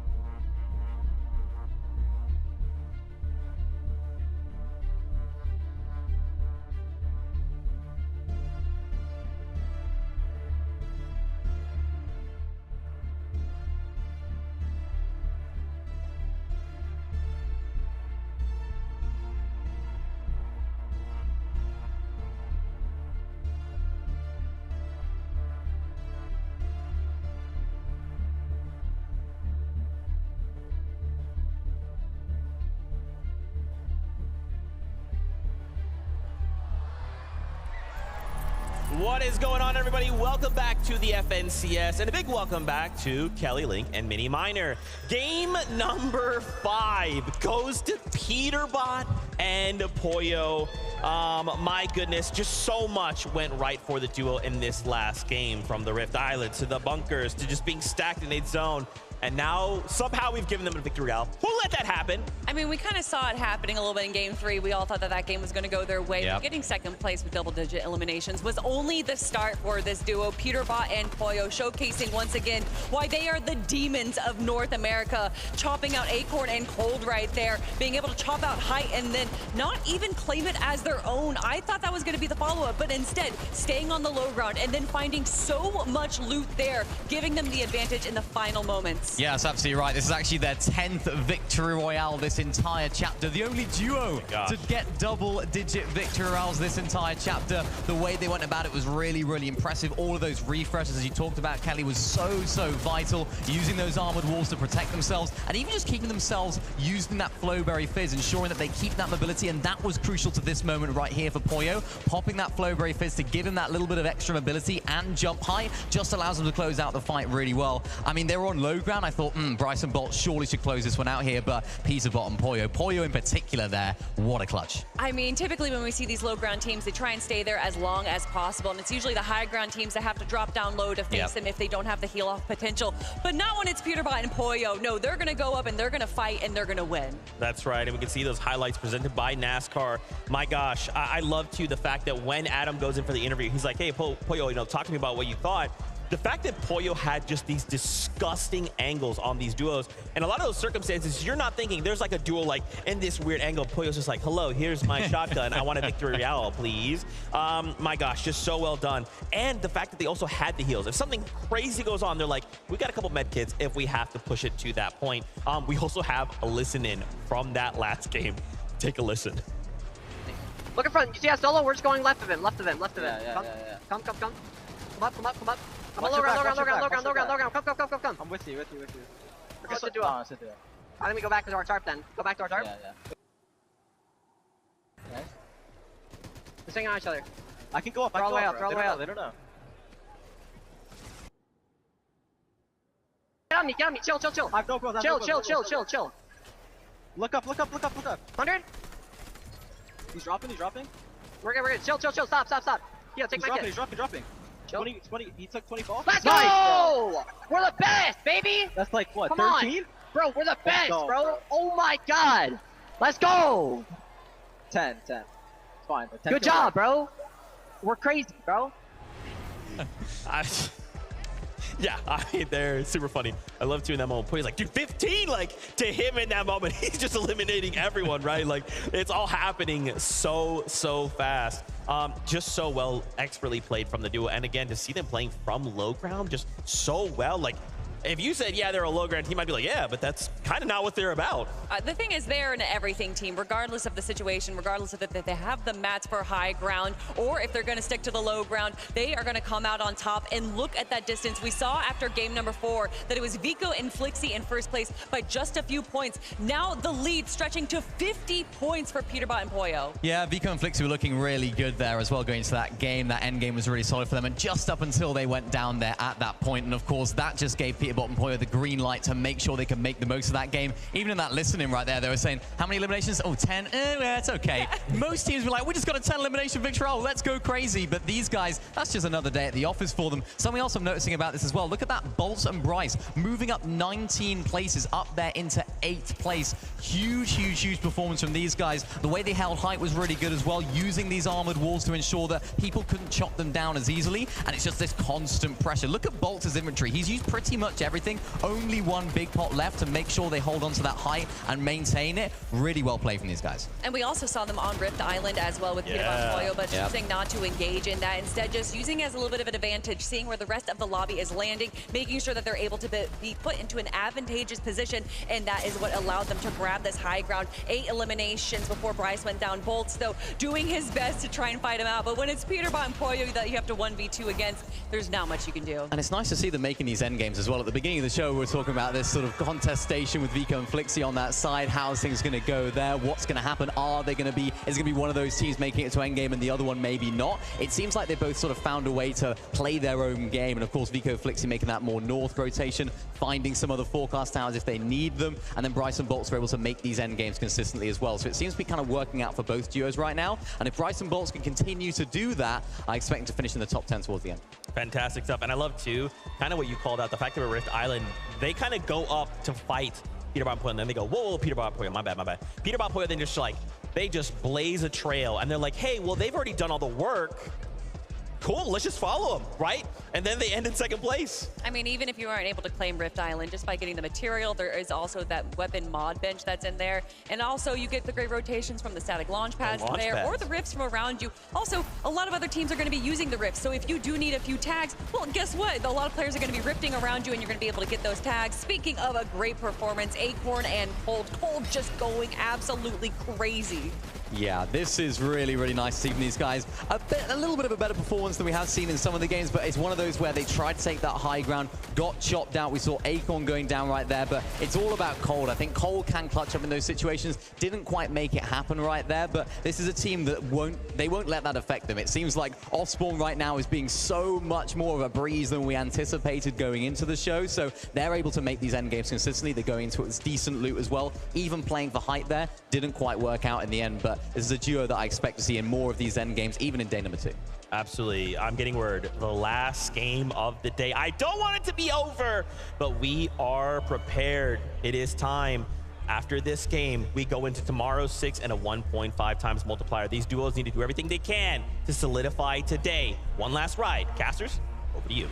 Thank you, Zeke, and that's right. They have to secure the lead now and or jump up, right, and have a chance for tomorrow. Yeah, you always want to make sure that you finish strong on day 1, heading into that 1.5 times multiplier for day 2, MDF. But at the same time, you still know that you have 6 more games to work with, so it's not the end of the world by any means, just in case day 1 was a little bit more of a bust. That's right, and there are teams now getting close to those back-to-backs on land. Talk about Peter Bob Poyo. Let's see it for the last game.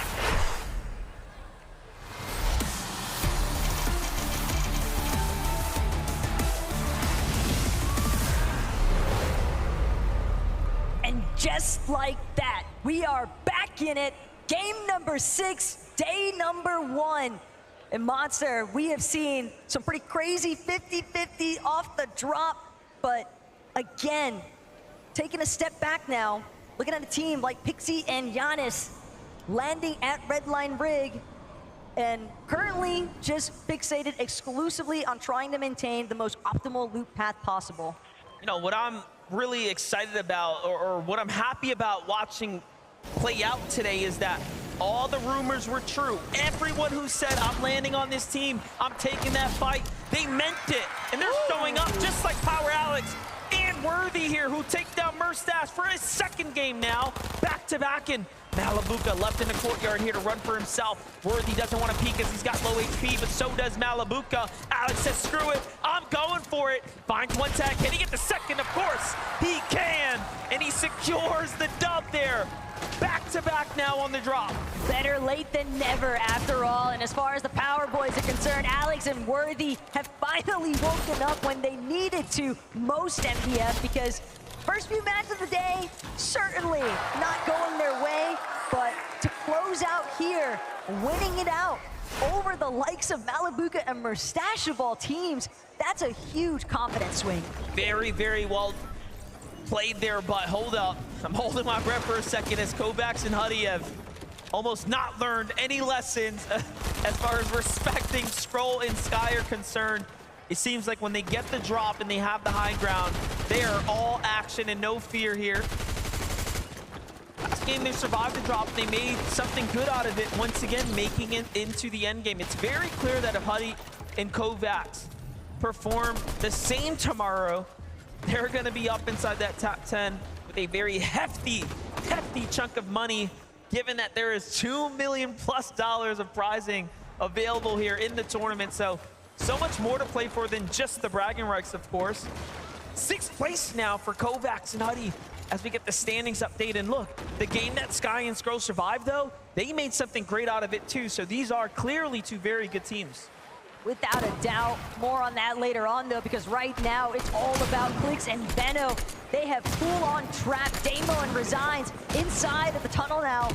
Here next to Sandy steps, Resigns trying to do what he can, but Benno is relentless with the pressure. Clix, on the other hand, eats way too much damage. That could be so problematic. Damo and Resigns, they're gonna manage to escape because Clix has to fall back. There is no other option. They cannot afford to fall here. They are still maintaining a position within the top 10, but the fact that they've managed to fluctuate outside of top 5, that's a position that can be really difficult to come back from, especially when you remember tomorrow's 1.5 times point multiplier. Yeah, very scary now as tags come in from the distance as well here. Damo and Resigns are starting to surge with confidence as they push off Clix clearly, but Vino is there to defend.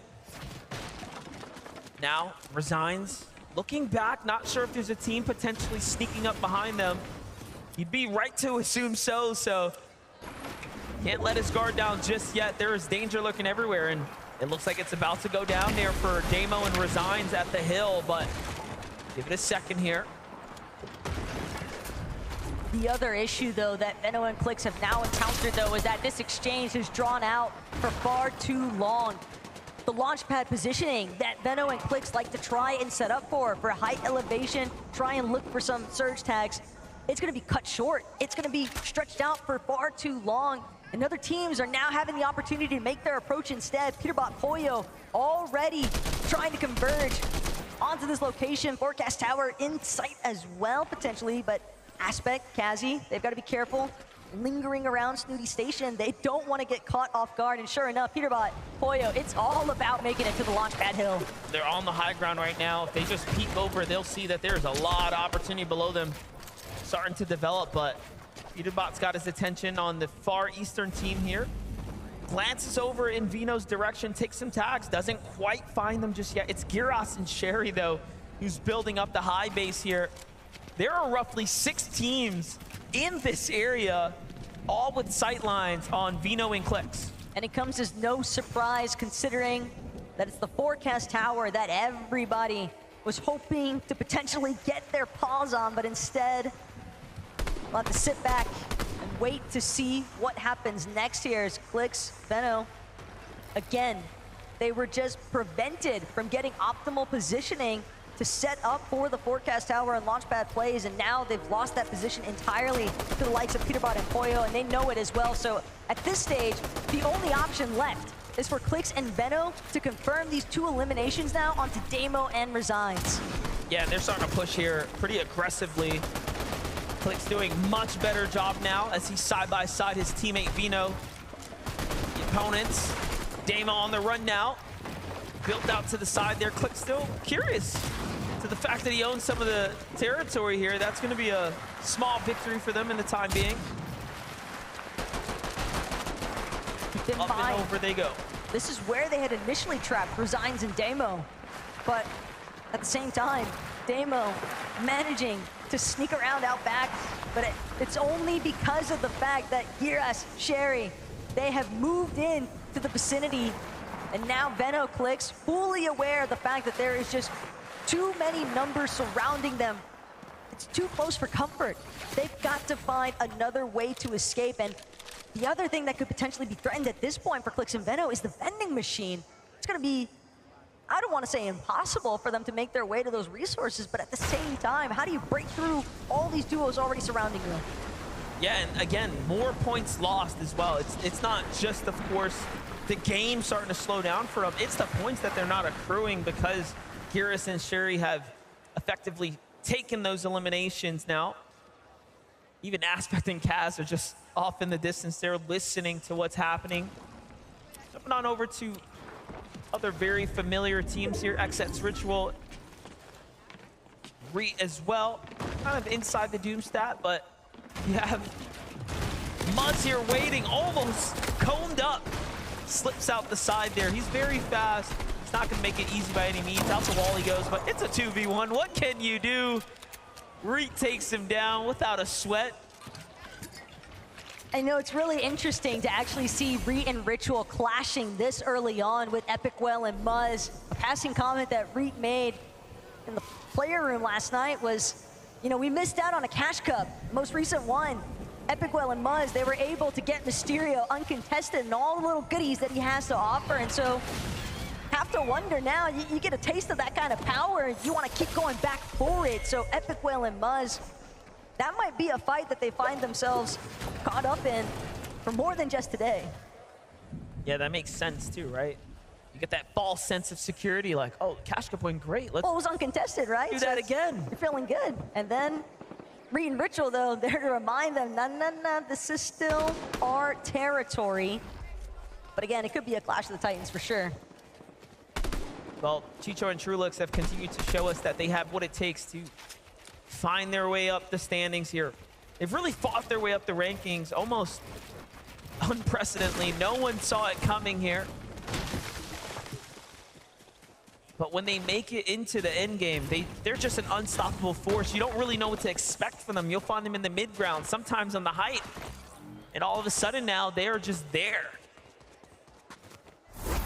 Trulux and Chicho just have a way of kind of just going unexamined, essentially. Like, it almost seems like they have a very seamless transition from their early to mid to late game, and a big part of the reason for that is that they are just a team that is notorious. They go for the surge bases, they go for the reliable surge tag damage as well. They are just excellent at bottlenecking teams into a certain flow on the map, because wherever they surge base at, you know it's going to be an optimal position that's going to prevent everyone else from participating. And we did notice that they have the storm information as well, just given to us from that update there. So they know exactly where they need to be, where the next zones are going to be. Moving towards Vico, pushing in on Virgo. Not looking to let them have this for free, but his armored wall there, and oh, he's serious about it. You know he's serious, and he's willing to break this one down. Might be here for a minute. Depends. Imagine another one goes up right after the fact. And sure enough, just in case you thought they were done, Vico and Flixie, they're going to be pickaxing for a hot minute to get into this bunker. Virgo and Shadow know that they are functioning with limited time here. And every second just means one more opportunity for Shadow and Virgo to continue to strip the weapon bunker of all its valuable resources, but this is about to be an all-out brawl here for Vico and Flixie. Not looking good for Flixie. Shadow and Virgo were ready for the fight there. And another armored wall comes down, so those armored walls are instantaneously put at maximum HP. They clearly have 3 or 4x the health of a metal wall, so it's a good way to slow a team down, especially the second place one, but let your guard down. And now look, team is flying in very, very fast here. We'll get their names shortly. Flixie and Vico is in a world of trouble here potentially now.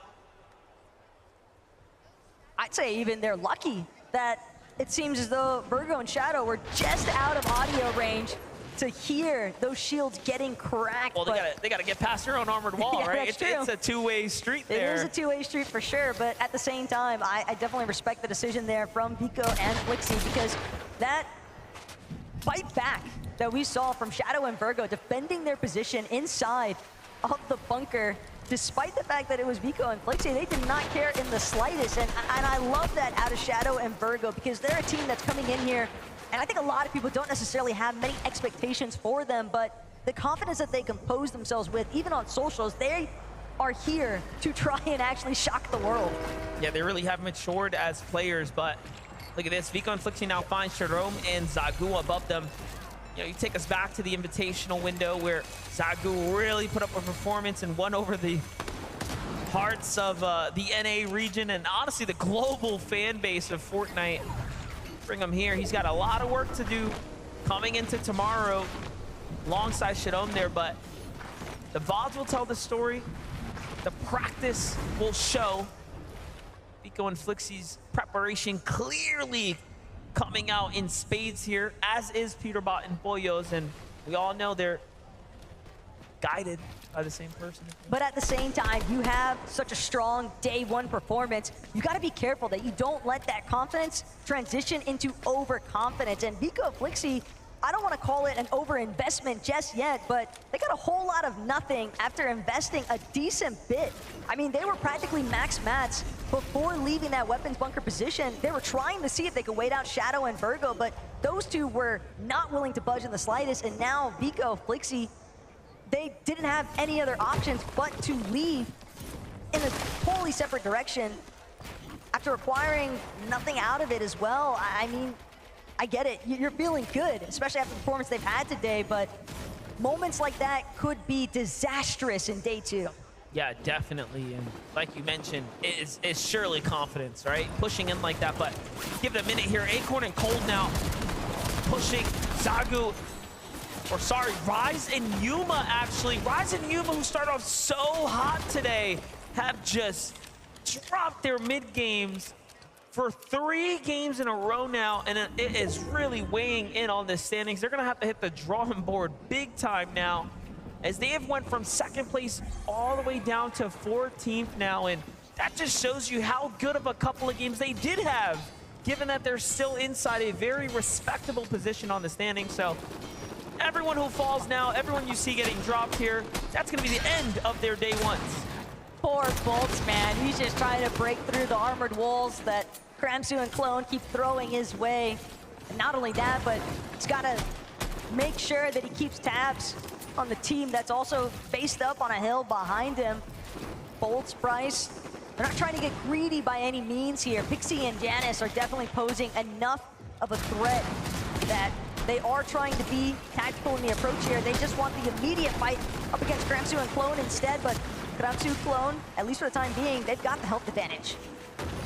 Flixie, though, finds himself below the surge. It's all making sense now as to why they realize they have to push a team. Gon and Quanti at the Railways are going to be meeting the team that is the king of the Railways at this point. This is the 2nd time now, right? Almost deja vu here. But this time, Flixie and Vico need the damage and the elims to go with it. Flixie gets shot first. Gon puts up a great tag there.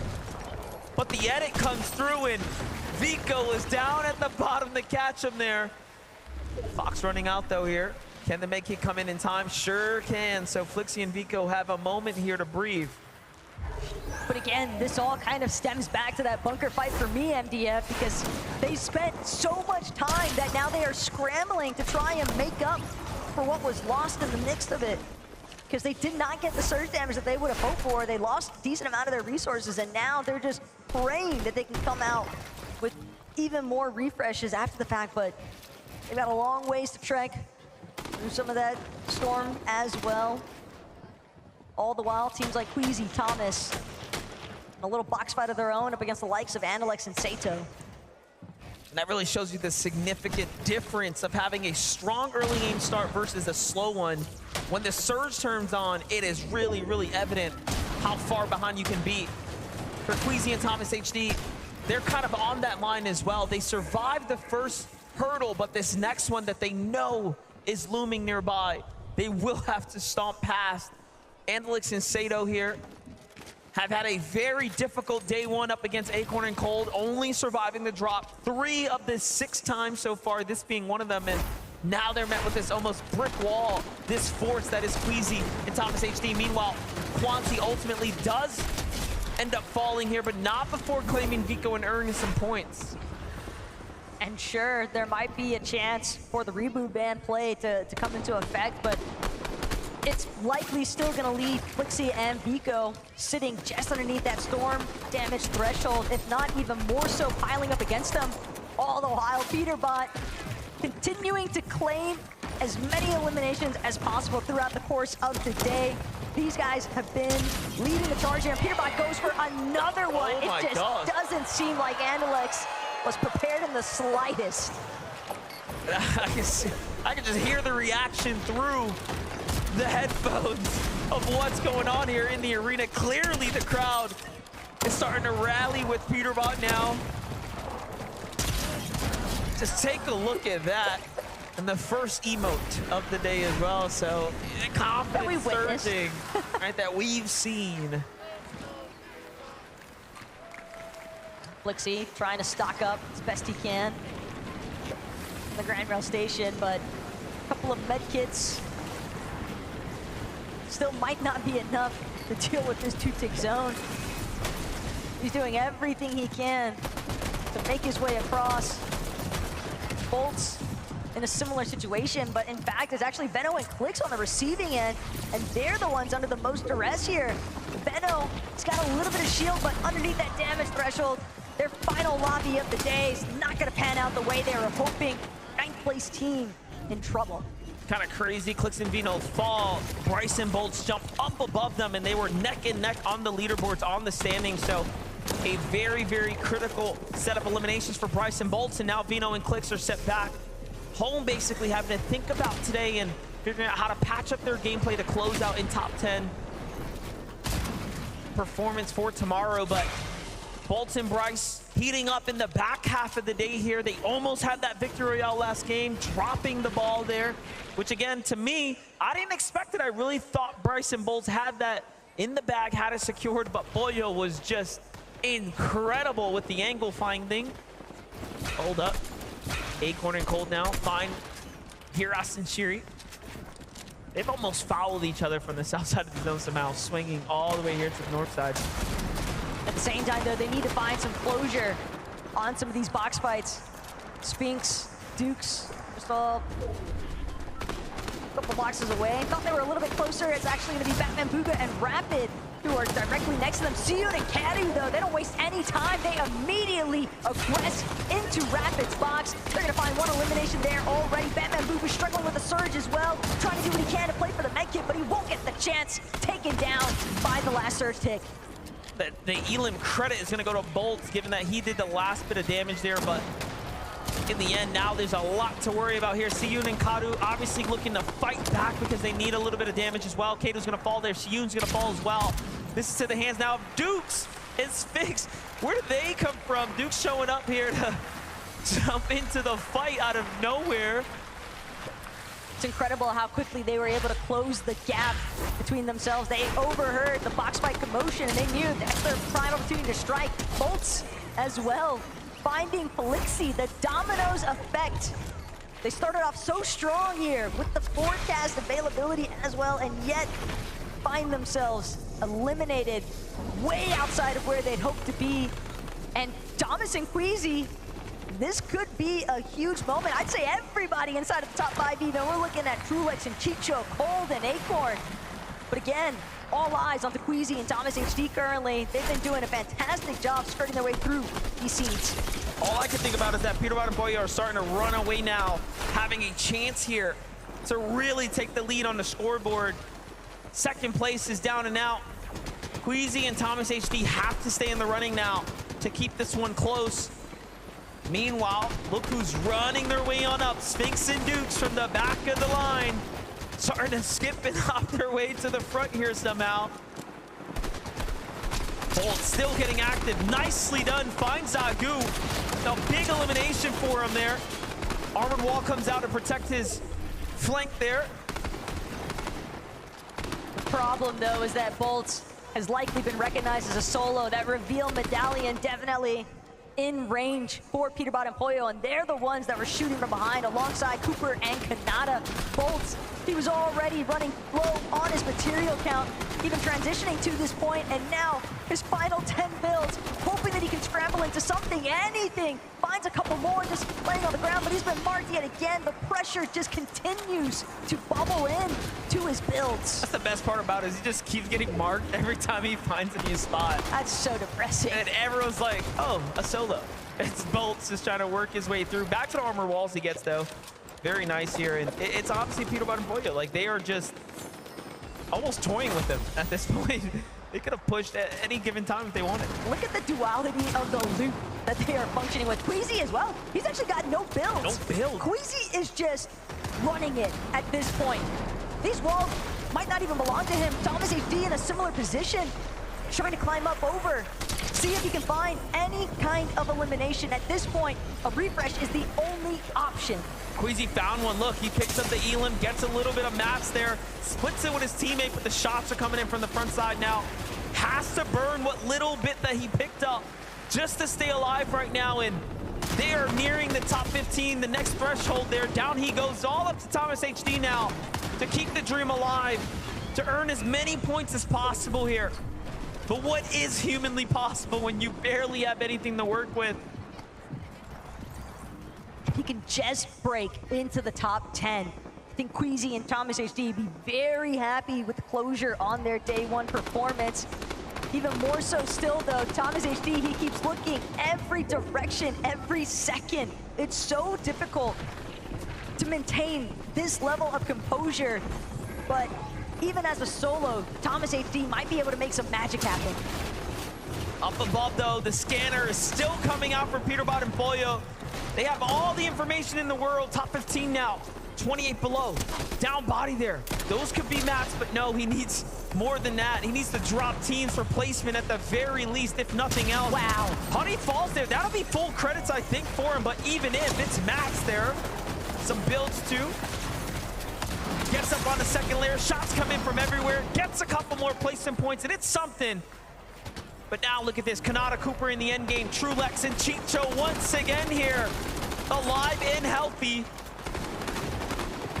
Even more importantly still, they're applying a little bit of pressure here onto Pollo and Peterbot. They are actually forced to just try and tuck their way through the mid-ground. You can tell Pollo, Peterbot, they want to maybe take a jab at the height, but Azers and Rise currently in full control and continuing to ramp upwards.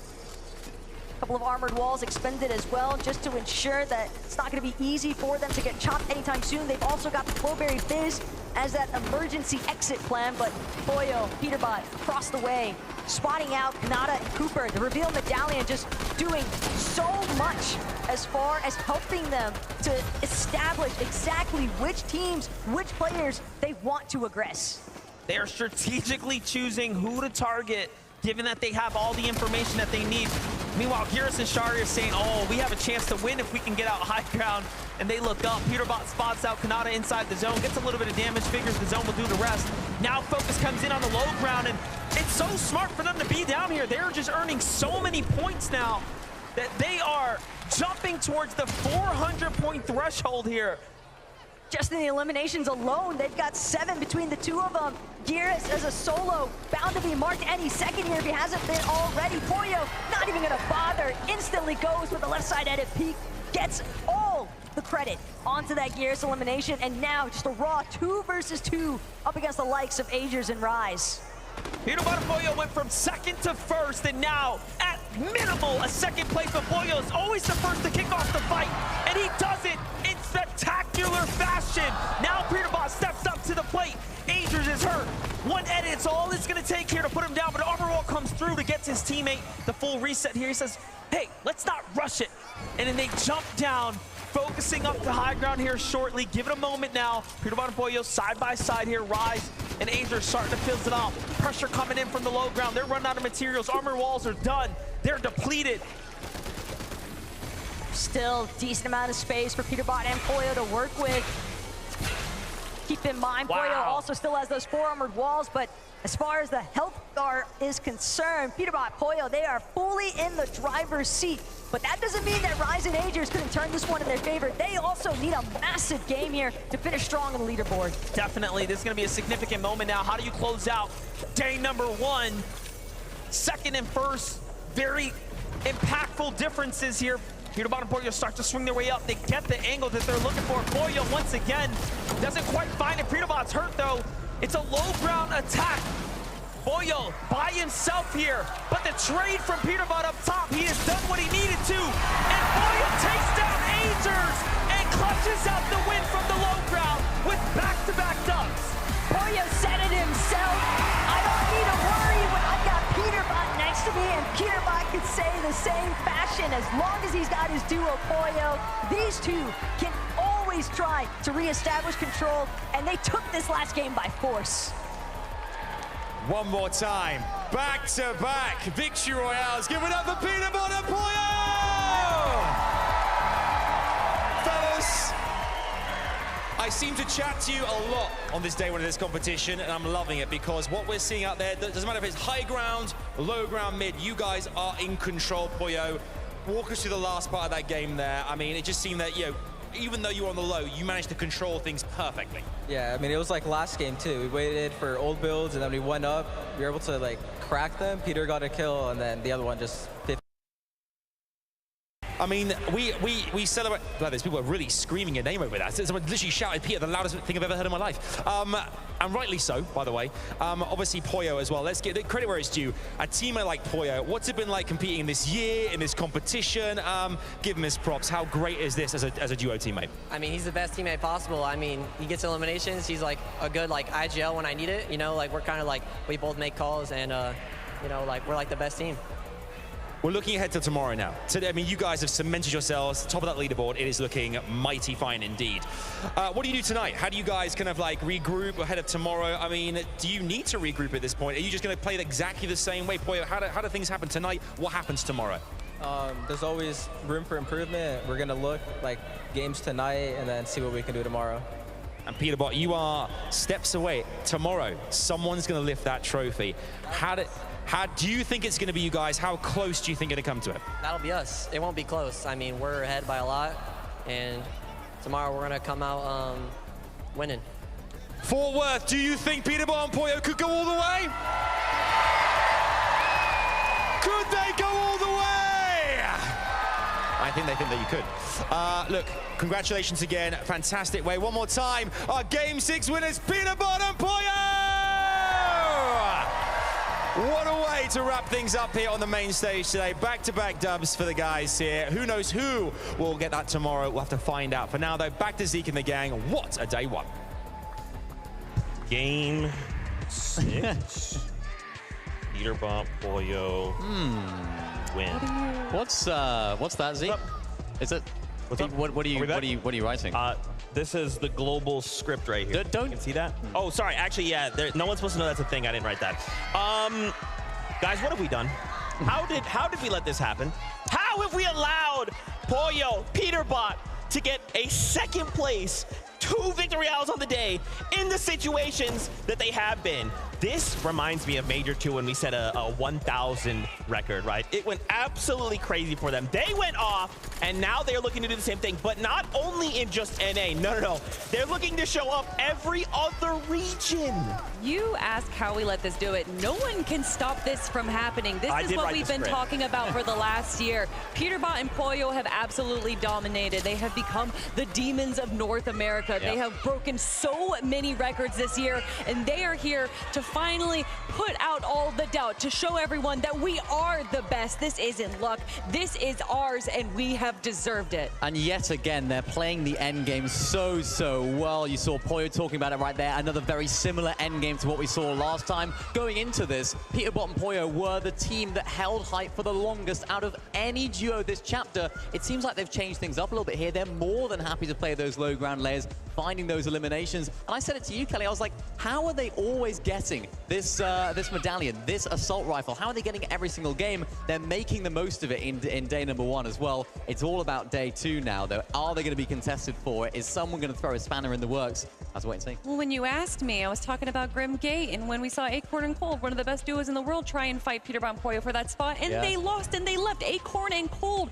who is one of the best teams contested, left Peterbot and Poyo. No one is going to be fighting for this. We might see some things change for Major 2 or for Day 2, because anything can happen in the FNCS Day 2 competition, because it is that 1.5 times multiplier. But not just going for the coin, for the mythic weapon, not just going for the forecast towers, but also going for bunkers, going for the Rift Island time and time again, and sticking to the low ground so that they get those refreshes. They get all that loot, finding splashes. Zeke, I heard you losing your mind when they found those. I can't. Like, you know, that's the second time now. The game before, they run in and they find the armored walls, and that was a difference maker. Here, they find the splashes in a situation where they're thinking, okay, we've cracked them. They're on whites. They're out of shield. And then they're like, yeah, splashes. We're both up to 200 again. Good luck. We have a listen in from that game-winning moment. Take a look. Spray this. Keep it going. No, I don't think we look for a kill. Exactly, 120. Ready? Body here. I'm done. Chokes, get the chokes. Where? Chokes, chug us. I have 6, bro. 6. Nice. I got ammo, I got ammo. Take. Reload your guns and stuff. 80. I'm dead, Fry. 100 on both! Both one! I'm not giving. One, spray up! Let's go! You're the best, baby, let's go! We're the best players in the world, on my life! Let's go!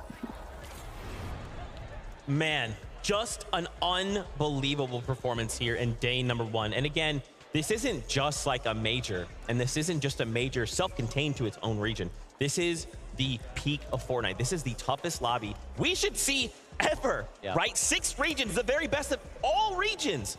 And yet Peterbot and Pollo are performing like this. Mini Miner, I'm terrified going into day 2 and a 1.5 times multiplier. Yeah, and I'll tell you who isn't terrified. Peterbot and Pollo. You saw it right there in those comms. Just when you watch them play, it looks so hectic. It looks so crazy. It looks like they're having an absolute madness on the comms. We do a listening right there. Very, very calm. Pollo's doing such a great job at listening to Peterbot. You can tell he's sort of the more vocal player in the duo, and the comms are so precise. It's something we don't really get to talk about too much because we don't get to listen in too often online and stuff like that. But just the art of communicating is so understated, and for these guys, they do it so well. Every single thing that they say is containing some value. Oh my gosh. No. Wow. That is a 150-point lead for Peterbot and Pollo. 45 eliminations. That is 18 more than any other duo on this lobby list. I want to point this out, and I know you guys at home aren't in the stadium and you can't see this. All I did was just do a quick 360 to just look at the faces of the people in the crowd, and they all had the same reaction. No, there is a 150-point lead going into tomorrow. And all they have to do is just keep doing exactly what they're doing, and those points will start to add up. They'll start to get out of control. Someone has to try and stop these guys. You know when you see a king and all the subjects from around the land slowly come up and pay their respects, kiss the ring? That's what we're seeing here right now. Every player coming up to Peterbot, everyone giving him like high fives and handshakes and stuff because he has earned it. He has earned the confidence. And I also love the respect for his own duo mate, Pollo. This isn't just the Peterbot show. This is the Peterbot and Pollo show. And Peterbot knows that. He knows how good of a player Pollo is, the best teammate he could have had. And here they are showing up on the biggest stage in the world. That's a fantastic point, right? I think a lot of times we tend to talk about Peterbot, and it's not because we don't know that Pollo is just like an incredible kind of pairing with him. It's just a lot of times Peterbot's doing these kind of crazy things. So I love in this last game, we get that Pollo clutch, right? We get to just put a nice little stamp on it. Don't you ever disrespect Pollo because he is also just as strong on this team. I wanted to take a look here at some stats from the day. We can bring those up. Yeah, so let's just see. Oh yeah, eliminations, solo impact points, builds place, and damage ratio. Crazy that Peterbot has 2 of those stats, eliminations and the damage ratio. He's been putting in some work, Kelly. 2.74 damage ratio is absolutely insane. Minnie, I'm at a loss for words. Yeah, I mean, damage ratio, for those that don't know, it's all about how much damage you're doing versus how much you're taking. So that means he's almost doing 3 times as much damage as he's taking from other players. I think a lot of that is down to that Mythic Assault Rifle, knowing exactly where those teams are with that medallion as well is going to play into his hands, but just the aim that he's able to display is absolutely incredible. And I mean, this is someone that, you know, we've talked about how an incredible year they've had. Was it second, first? To top it off with a global championship, this would be the best, most dominant year of any duo in Fortnite history. Easily. I don't even know. I don't know. Why did tomorrow 1.5 times? I'm just saying, guys. I'm just saying. Okay, let's take a look at these standings one last time before we start to wrap up the day. We have to talk about other duos. I know we have to talk about other duos. Yeah. Just pretend Peterbot and Pollo don't exist for a moment there. Thomas, HD, and Queasy currently sitting at 295 points as well. They've been performing fantastic throughout the day. Obviously, we've seen a couple of gatekeepers, right, to the duo, and that is, in fact, Peterbot and Pollo. Yeah. But when they're not in the mix, Queasy and Thomas have taken height, right? They've had these really beautiful rotations. They've been putting on a show, It's just, you've got Peterbot and Pollo in your way. Wouldn't it be their destiny to have an incredible grand finals, but still end up in second place? But still, Queasy, Thomas HD showcasing just why they are such incredibly respected duos here, the communication, the synergy between these two players here. And obviously, this day probably didn't go as well as they wanted to, but still ending up in second place is a great performance after day one. And now for these guys, I know even more than anyone, they'll be sitting in the VODs. I think they're probably already in. They probably just ran out straight to the VODs because second place, although it's good, it's a good situation to be in. These guys are winners. They want to make sure they put themselves in the best situation possible to find themselves in a better situation tomorrow. I think they're a team that can benefit from these that 1.5x multiplier. I'm really surprised and impressed as to how well they're playing, being able to use that launch pad to rotate on out, finding Storm Surge tags. I must highlight Thomas HD with that pistol. We gave a little bit of a preview to it earlier. Every single time we seem to switch to him shooting that pistol, it seems to be connecting with the other players. It's absolutely incredible. I mean, Queasy said it himself. He was like, on one of the post-game interviews, he's like, yeah, I did like 200 damage. Thomas is doing like 600, 700. I'm just here following and making sure to lead the way. So it's a really nice dynamic between these guys, and I hope to see more from them tomorrow. Another duo that I'd really like to talk about on the leaderboard there in our top 10, representing the Asia region. Yeah. It is going to be Coyote and Mipoli. And we actually thought it was going to be Rise and Yuma currently. They were in second place, third place at one point earlier on in the day. But jumping up into the top 10 at the end of day one is absolutely insane. Yeah, no, really, really insane. And on that note, another team that I'm really excited to see up here as well, Hutty and Kovacs in that 6th place position. Funny story about this as well. Kovacs is a player that didn't make last Globals. I was lucky enough to be at the Global Championships last year, speaking to him behind the scenes as well when he was in the audience. He said to me, he said, Miniminer, I will be on that stage next year. I will be competing, mark my words. Here he is. He's not in the audience, he's competing, and he's doing incredibly well out of that Rebels Roost drop spot as well. It seems like they're navigating it really well. And that's the sort of thing that this game's all about, right? You can just think yourself, right, these guys are on that stage. I want to be there. He put in the work, and he's seeing the rewards. Really good start from those two. Two more teams that we didn't really give too much credit for at the start. CZB and Nathan doing a great job right now in 8th place. And Dukes and Sphinx, a lot of us, and myself included, I don't know why we don't give them the respect. They're multi-FNCS winners. They've done time and time again, especially at a LAN setting, they've performed really well. So to see them currently in 9th place, I love to see it. Absolutely. Day one is all about setting kind of ourselves, right? Because when we come in tomorrow, we've got that 1.5 times multiplier.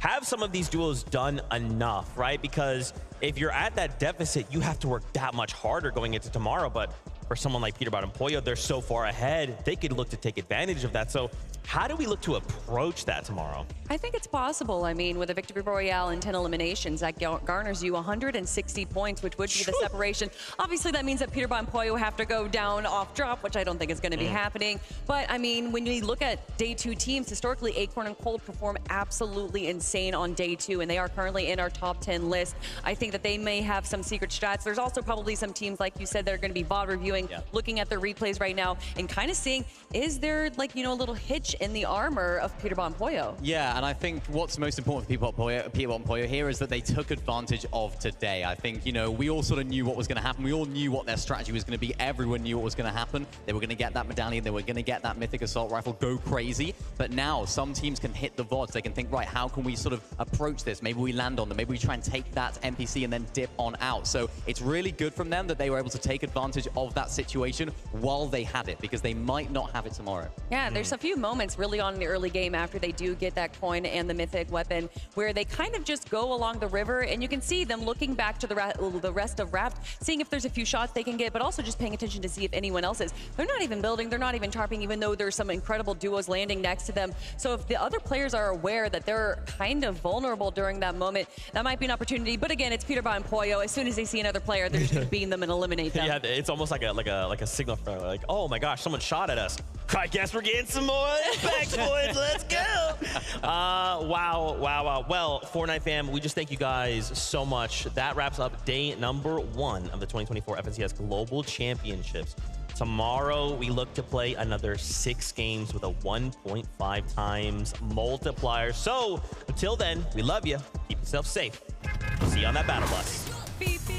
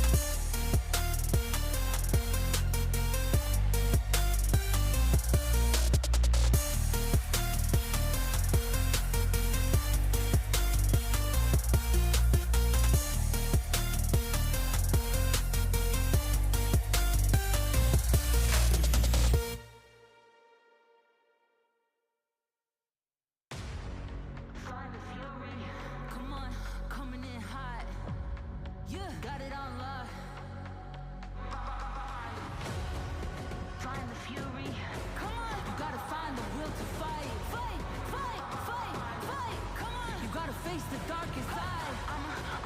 I'ma find you. I'ma find you. I'ma find you. I'ma find you. This right here a battle cry. Come back stronger every time. Told you I'm the warning sign. I walk through fire to the finish line. They all miss and I'm immortal. Got a hot drop right out the portal. I'ma climb up the fear that I pushed down. Better watch out, cause I'm on the way now. Cause I'm a legend when I'm in a storm. It's redemption that I'm fighting for. Got a taste and it hits the core. And now I want more.